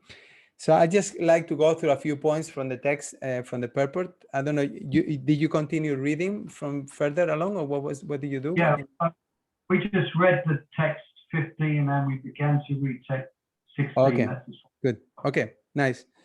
So I'll read from the purport. It says, the elephant was conscious of his relationship with the Supreme Lord. He addressed the Lord as Adipurusha, the original enjoyer. Now, a pure devotee knows well that everything in the universe is the property of the Lord, and that a living entity can enjoy a thing as ordained by the Lord. A living being cannot even touch a thing which is not allotted to him. This idea of the original enjoyer is explained very nicely in Shishopanishad. One who knows this difference between the Lord and himself never accepts anything without first offering it to the Lord. Okay? You see, the same points are being repeated again and again and again, right? And, you know, it's just like, why is that? Because we need to get those points clear. We're not the controllers, we're not the enjoyers, and everything belongs to the Lord. And therefore, everything that we use, it should be offered to him. The elephant addressed the Lord as Akila Lokanath, or the Lord of the universe, who is therefore the Lord of the elephant also. The elephant, being a pure devotee of the Lord, specifically deserved to be saved from the attack of the crocodile. And because it is a promise of the Lord that his devotee will never be vanquished, it was quite befitting that the elephant called upon the Lord to protect him. And the merciful Lord also at once responded. The Lord is the protector of everyone, but he is the first protector of one who acknowledges the superiority of the Lord instead of being so falsely proud as to deny the superiority of the Lord or to claim to be equal to him. He is ever superior. A pure devotee of the Lord knows this difference between the Lord and himself. Therefore, a pure devotee is given first preference because of his full dependence. Whereas the person who denies the existence of the Lord and declares himself the Lord is called Asura. And as such, he is given protection by the strength of limited power, subject to the sanction of the Lord. Who can write like this? I mean, this is just so concise and so precise. Since the Lord is superior to everyone, his perfection is also superior. No one can imagine it. Now, the point here about dependence, and we were talking about costless mercy before, right? Our process is not based on our philosophy. Our practice is we're running on mercy, okay? But at the same time, there is the element of our own effort. But the Lord is particularly inclined to how much we are going to depend on him. Here we have the example of Gajendra. Gajendra was not even on the level of Kanishta Adhikari. He was even below. He is classified as those who are distressed. They approach the Lord not because they want to please the Lord, but because they are in a distressed condition. And still the Lord gives so much mercy. Krishna in the Bhagavad Gita refers to these four Sukritinas as magnanimous souls. So never mind those who are actually trying to please the Lord and trying to give up material desires.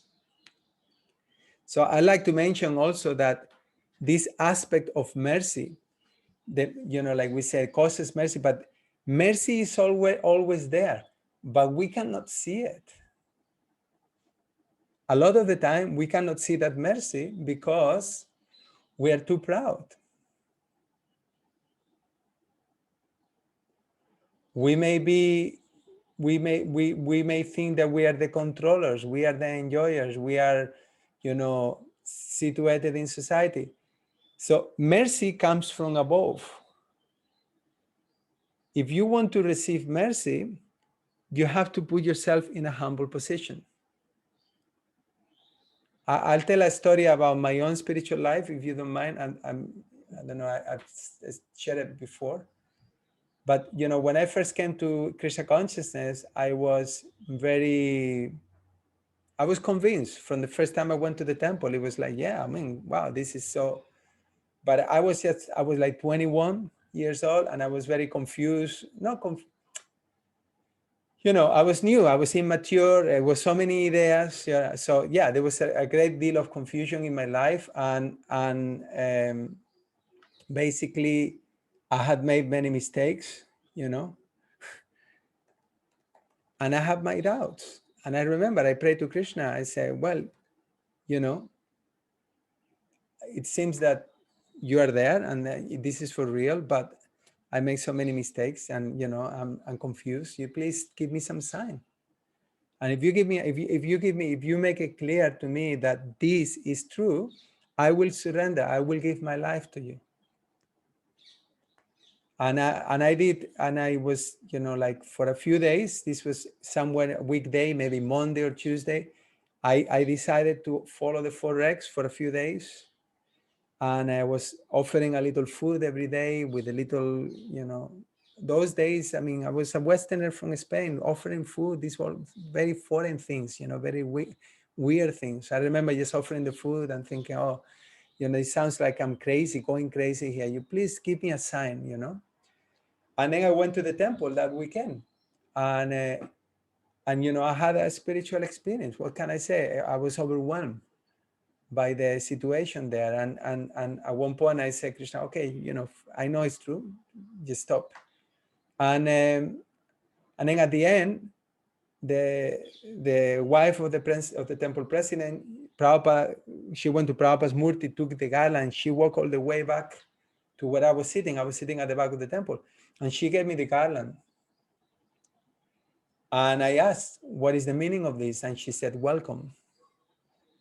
And that garland, it meant so much for me at that particular time, I felt Prabhupada's presence.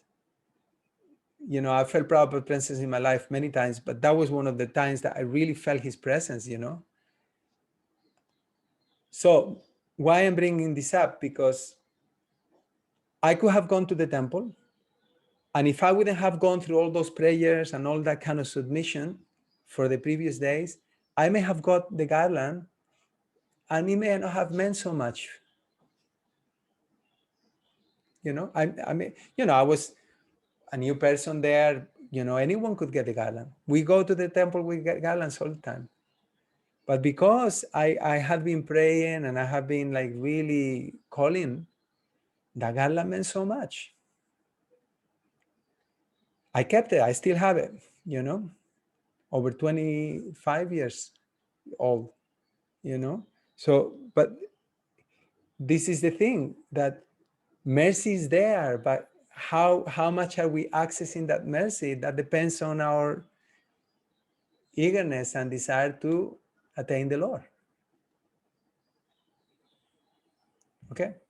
So anyway, and then the point we discussed before is that the Lord responds, no matter how fallen we are, no matter, I was who I was long hair. I mean, not that I was a disqualification, but what I mean to say that those days I wasn't following the principles.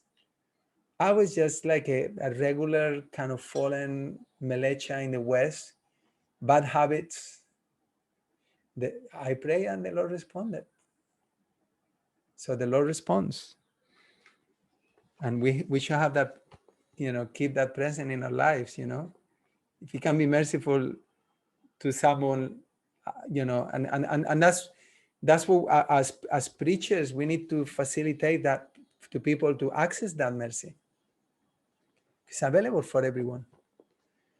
The elephants address the Lord as Tirtha Shrava, or as famous as a place of pilgrimage. People go to places of pilgrimage in order to be delivered from the reactions of unknown sinful acts. But one can be freed from all sinful reactions simply by remembering His holy name. The Lord is therefore as good as the holy places of pilgrimage. One can be free from all sinful reactions after reaching a place of pilgrimage. But one can have the same benefit at home or at any place simply by chanting the holy name of the Lord.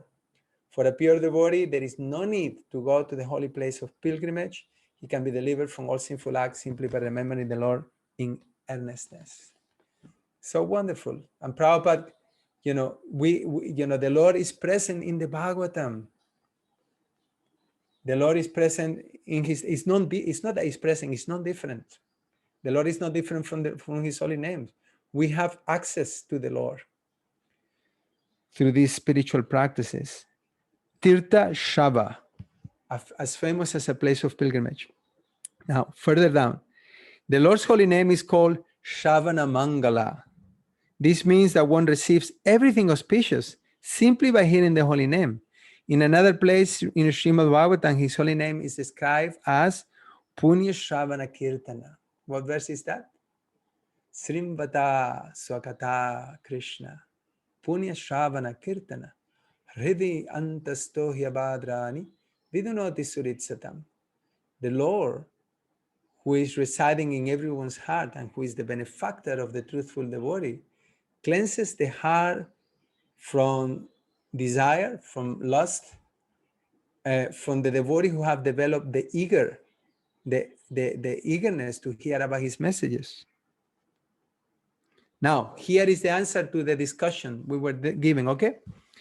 It says, the Lord descends on this earth and acts like others in connection with the activities of the world just to create subject matters for hearing about him. Okay? That's the purpose of his descent. Otherwise, the Lord has nothing to do in this world, nor has he any obligation to do anything. He comes out of his own causeless mercy and acts as he desires. The Vedas and Puranas are full of descriptions of his different activities, so that people in general may naturally be eager to hear and read something about him. Okay? Okay, it is concluded therefore that the holy name of the Lord and topics in relation with him are always worth hearing, and therefore he's called here in this verse Nama Dheya, or one whose holy name is worth chanting. Okay, text 16. Well, I okay, it's all nice. I mean, these verses are, even the Sanskrit is so beautiful, Shrudvaharis tamaranartinam aprameyas shakrayuda patagaraya buyadi ruda chakrena nakravadanam vinipatya tasmat daste pragya bhagavan kripayo yahara. The personality of Godhead, after hearing the elephant's plea, felt that the elephant needed his immediate help, for he was in great distress.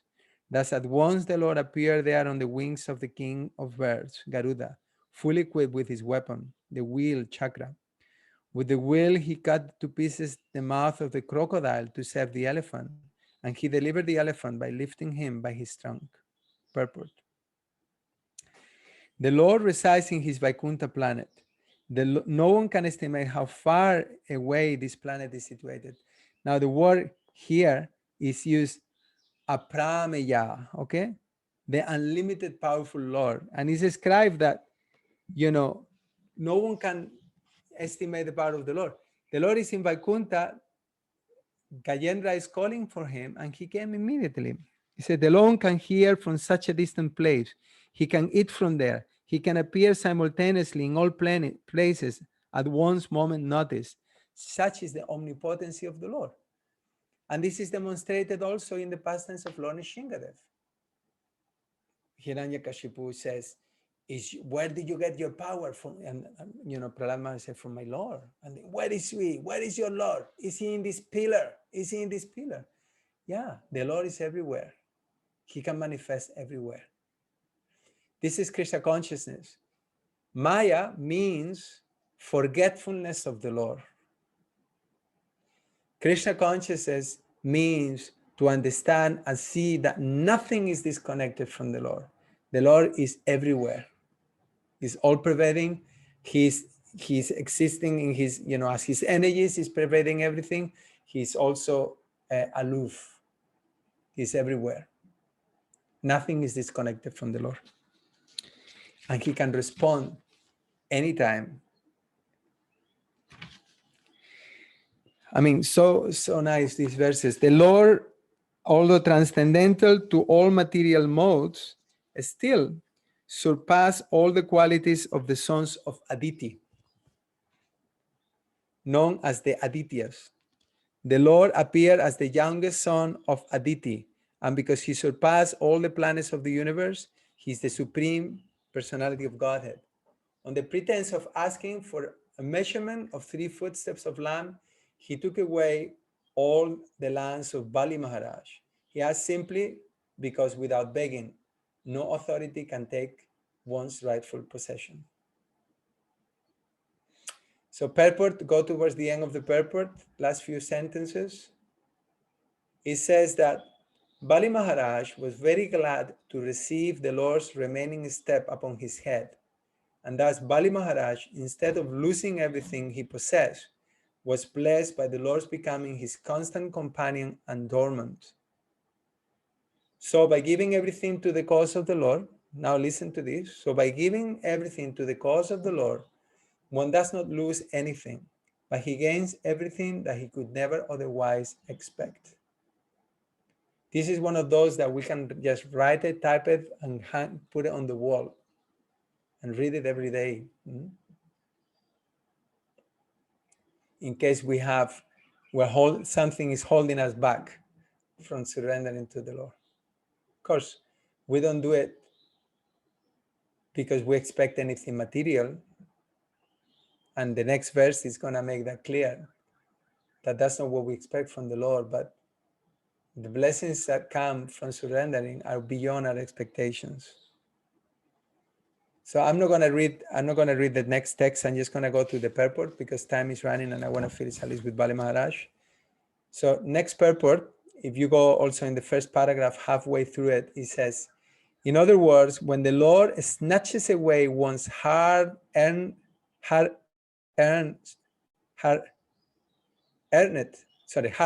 material possessions and favors one with his personal transcendental service for eternal life, bliss, and knowledge, such taken away by the Lord should be considered a special favor upon such a pure devotee. Material possessions, however alluring they may be, cannot be permanent possessions. Therefore, one has to voluntarily give up such possessions, or one has to leave such possessions at the time of quitting this material body. The same man knows that all material possessions are temporary and that the best use of such possession is to engage them in the service of the Lord, so that the Lord may be pleased with him and award him a permanent place in his Parandham. So it's a long purport, but the point is being made through this pastime that the Lord will not take anything away from us that he's not going to replace with something much better. If we are, to get out of this material existence is not easy. It's not easy. We are, we have been rotting in this material world for who knows how many lifetimes, and we are attached.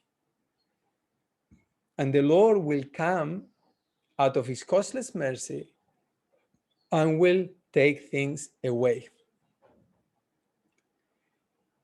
We can give those things up voluntarily, then maybe he doesn't have to intervene in such a kind of, strong way. But the point is that Krishna is Hari. He is the one who takes things away.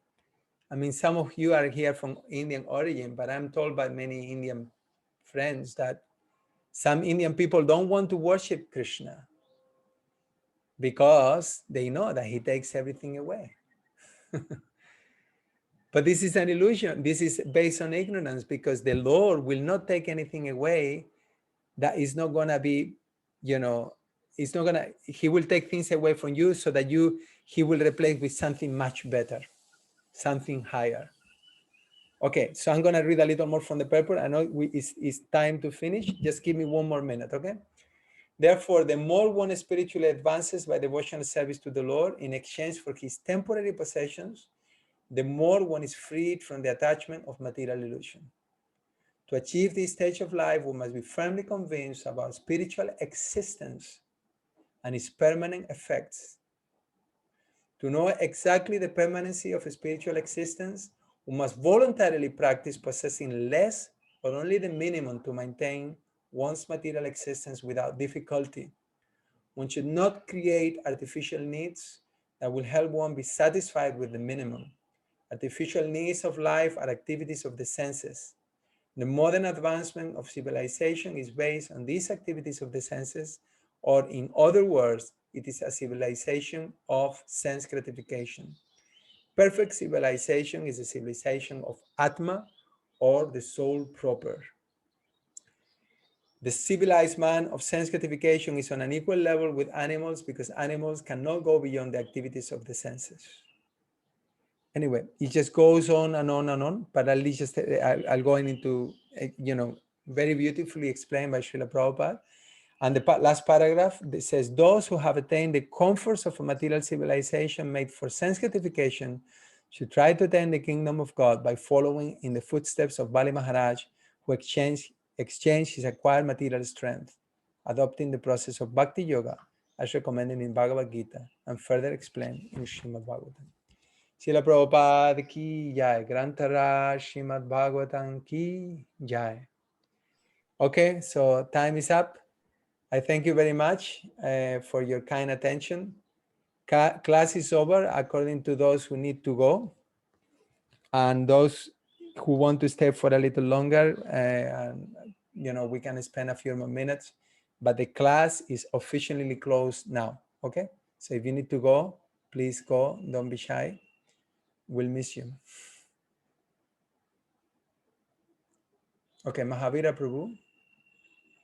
Yeah, actually, Prabhuji, you mentioned that mercy is always there. It's above us, and it depends how much eager we are and how much humble we are. You mentioned one more point, which basically enables us to catch the mercy of the Lord. So what is that point? I missed it. I'm sorry about that. Not exactly sure what you're referring to, but the point I was making is that if we are proud, mercy may be there, but we may not be able to perceive it. It's like sometimes when we come to spiritual life, after a little while, we become over familiar with things and we start to take things for granted. And, already, well, the kirtan is not so nice, or the prasadam is too spicy, or, we may start to lose sight of actually the great fortune that we have to be in the association of devotees, to practice devotional service, to be able to worship the Lord, to be able to chant Hare Krishna. The holy name is there. We can chant Hare Krishna every day. One holy name is more valuable and more powerful than anything in the material world. But we may not access that mercy because we just don't value it so much,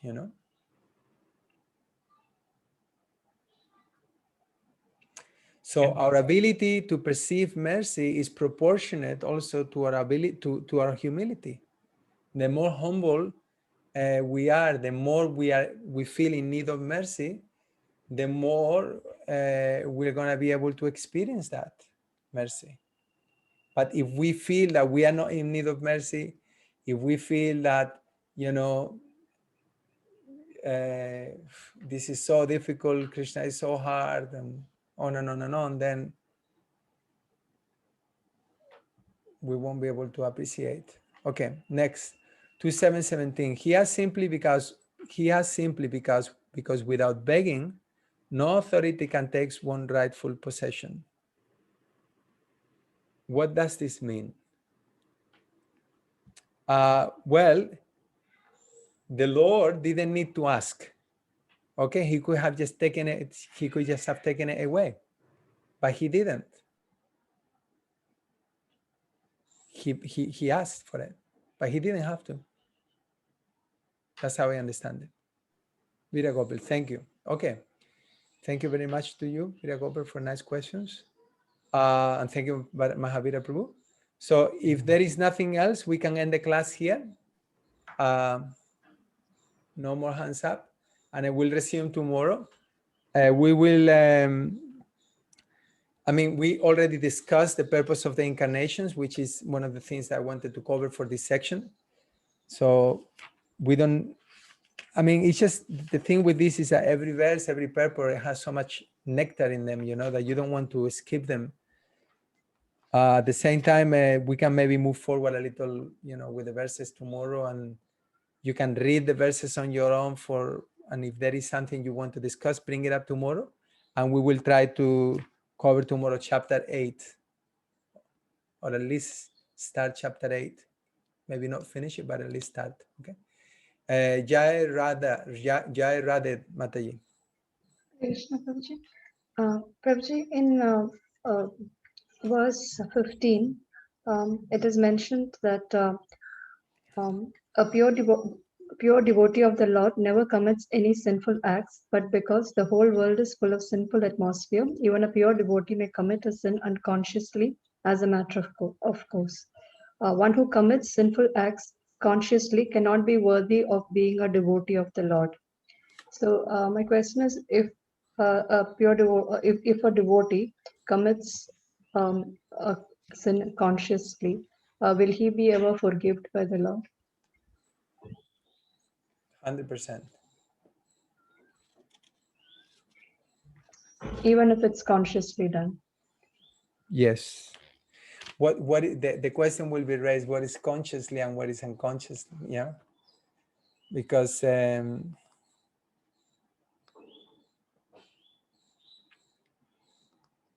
like Prabhupada, one time he was asked, how do we know if it's an accidental fall down or is,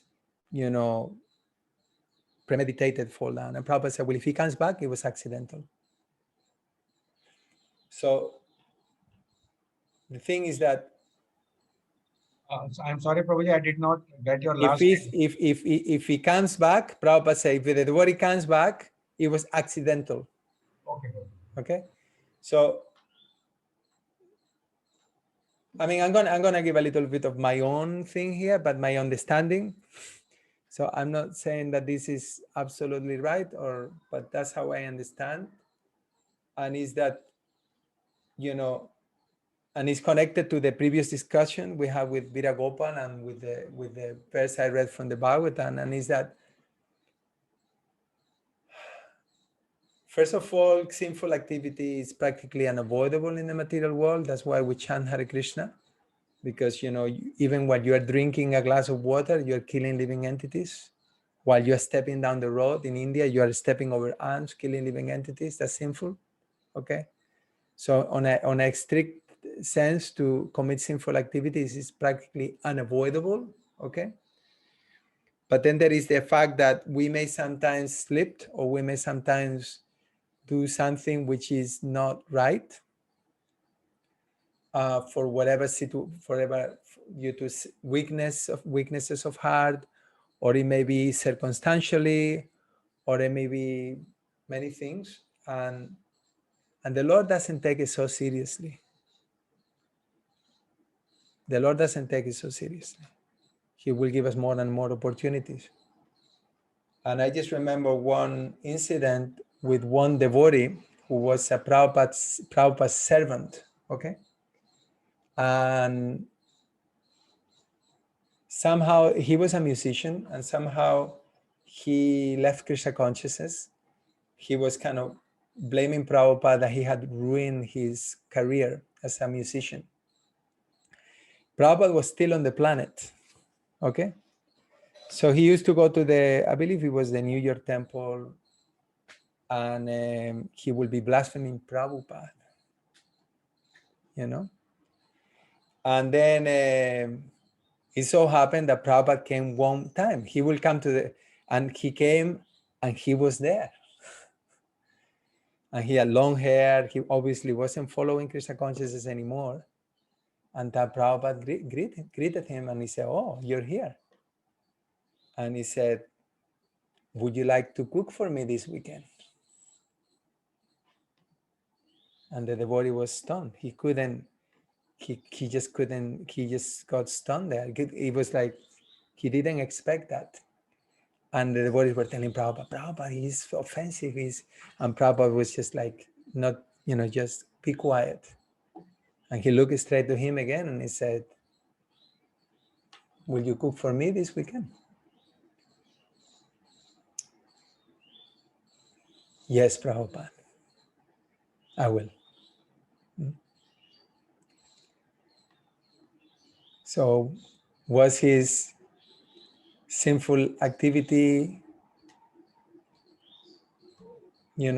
premeditated? You could say in one sense it was, but he didn't exclude him from taking the mercy of the law of Prabhupada and the mercy of the law, So we should keep, you see, the point I'm trying to reach here, and I think, I don't remember who was the person who asked Jai Radha Mataji, is that sometimes we are our worst enemies. And if we do make a mistake, we should never become overly depressed and beat ourselves up to death. We should repent and move on.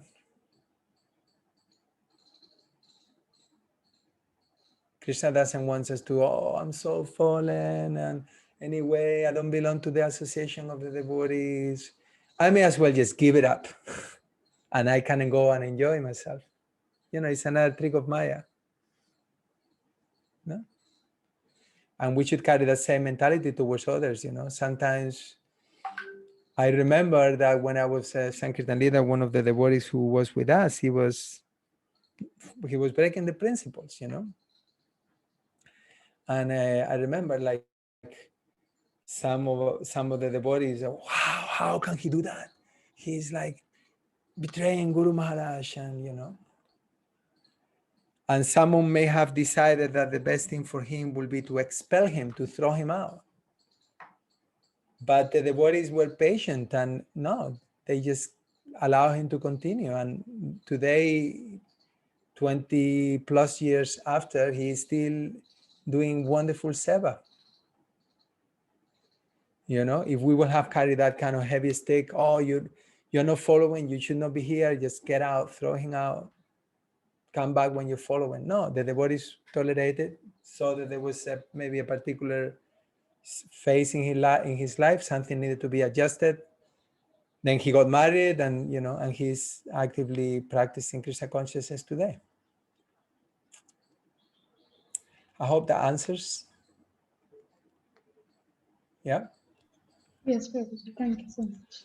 Okay, so we'll finish here. Thank you so much. Srila Prabhupada ki jai. Granta Rashi Srimad Bhagavatam ki jai. Nitai Gaura Premanande. But we should never use these things as an excuse. Huh? Okay? Haribol. Thank you. Hare Hare Krishna, Krishna. everyone. Thank you, Prabhu. Hare Krishna. Kalpatarvicha, Kripasinrivacha, Patitakalpatanebhyo, Thank you. Hare Krishna. Thank you, Prabhu. Hare Krishna.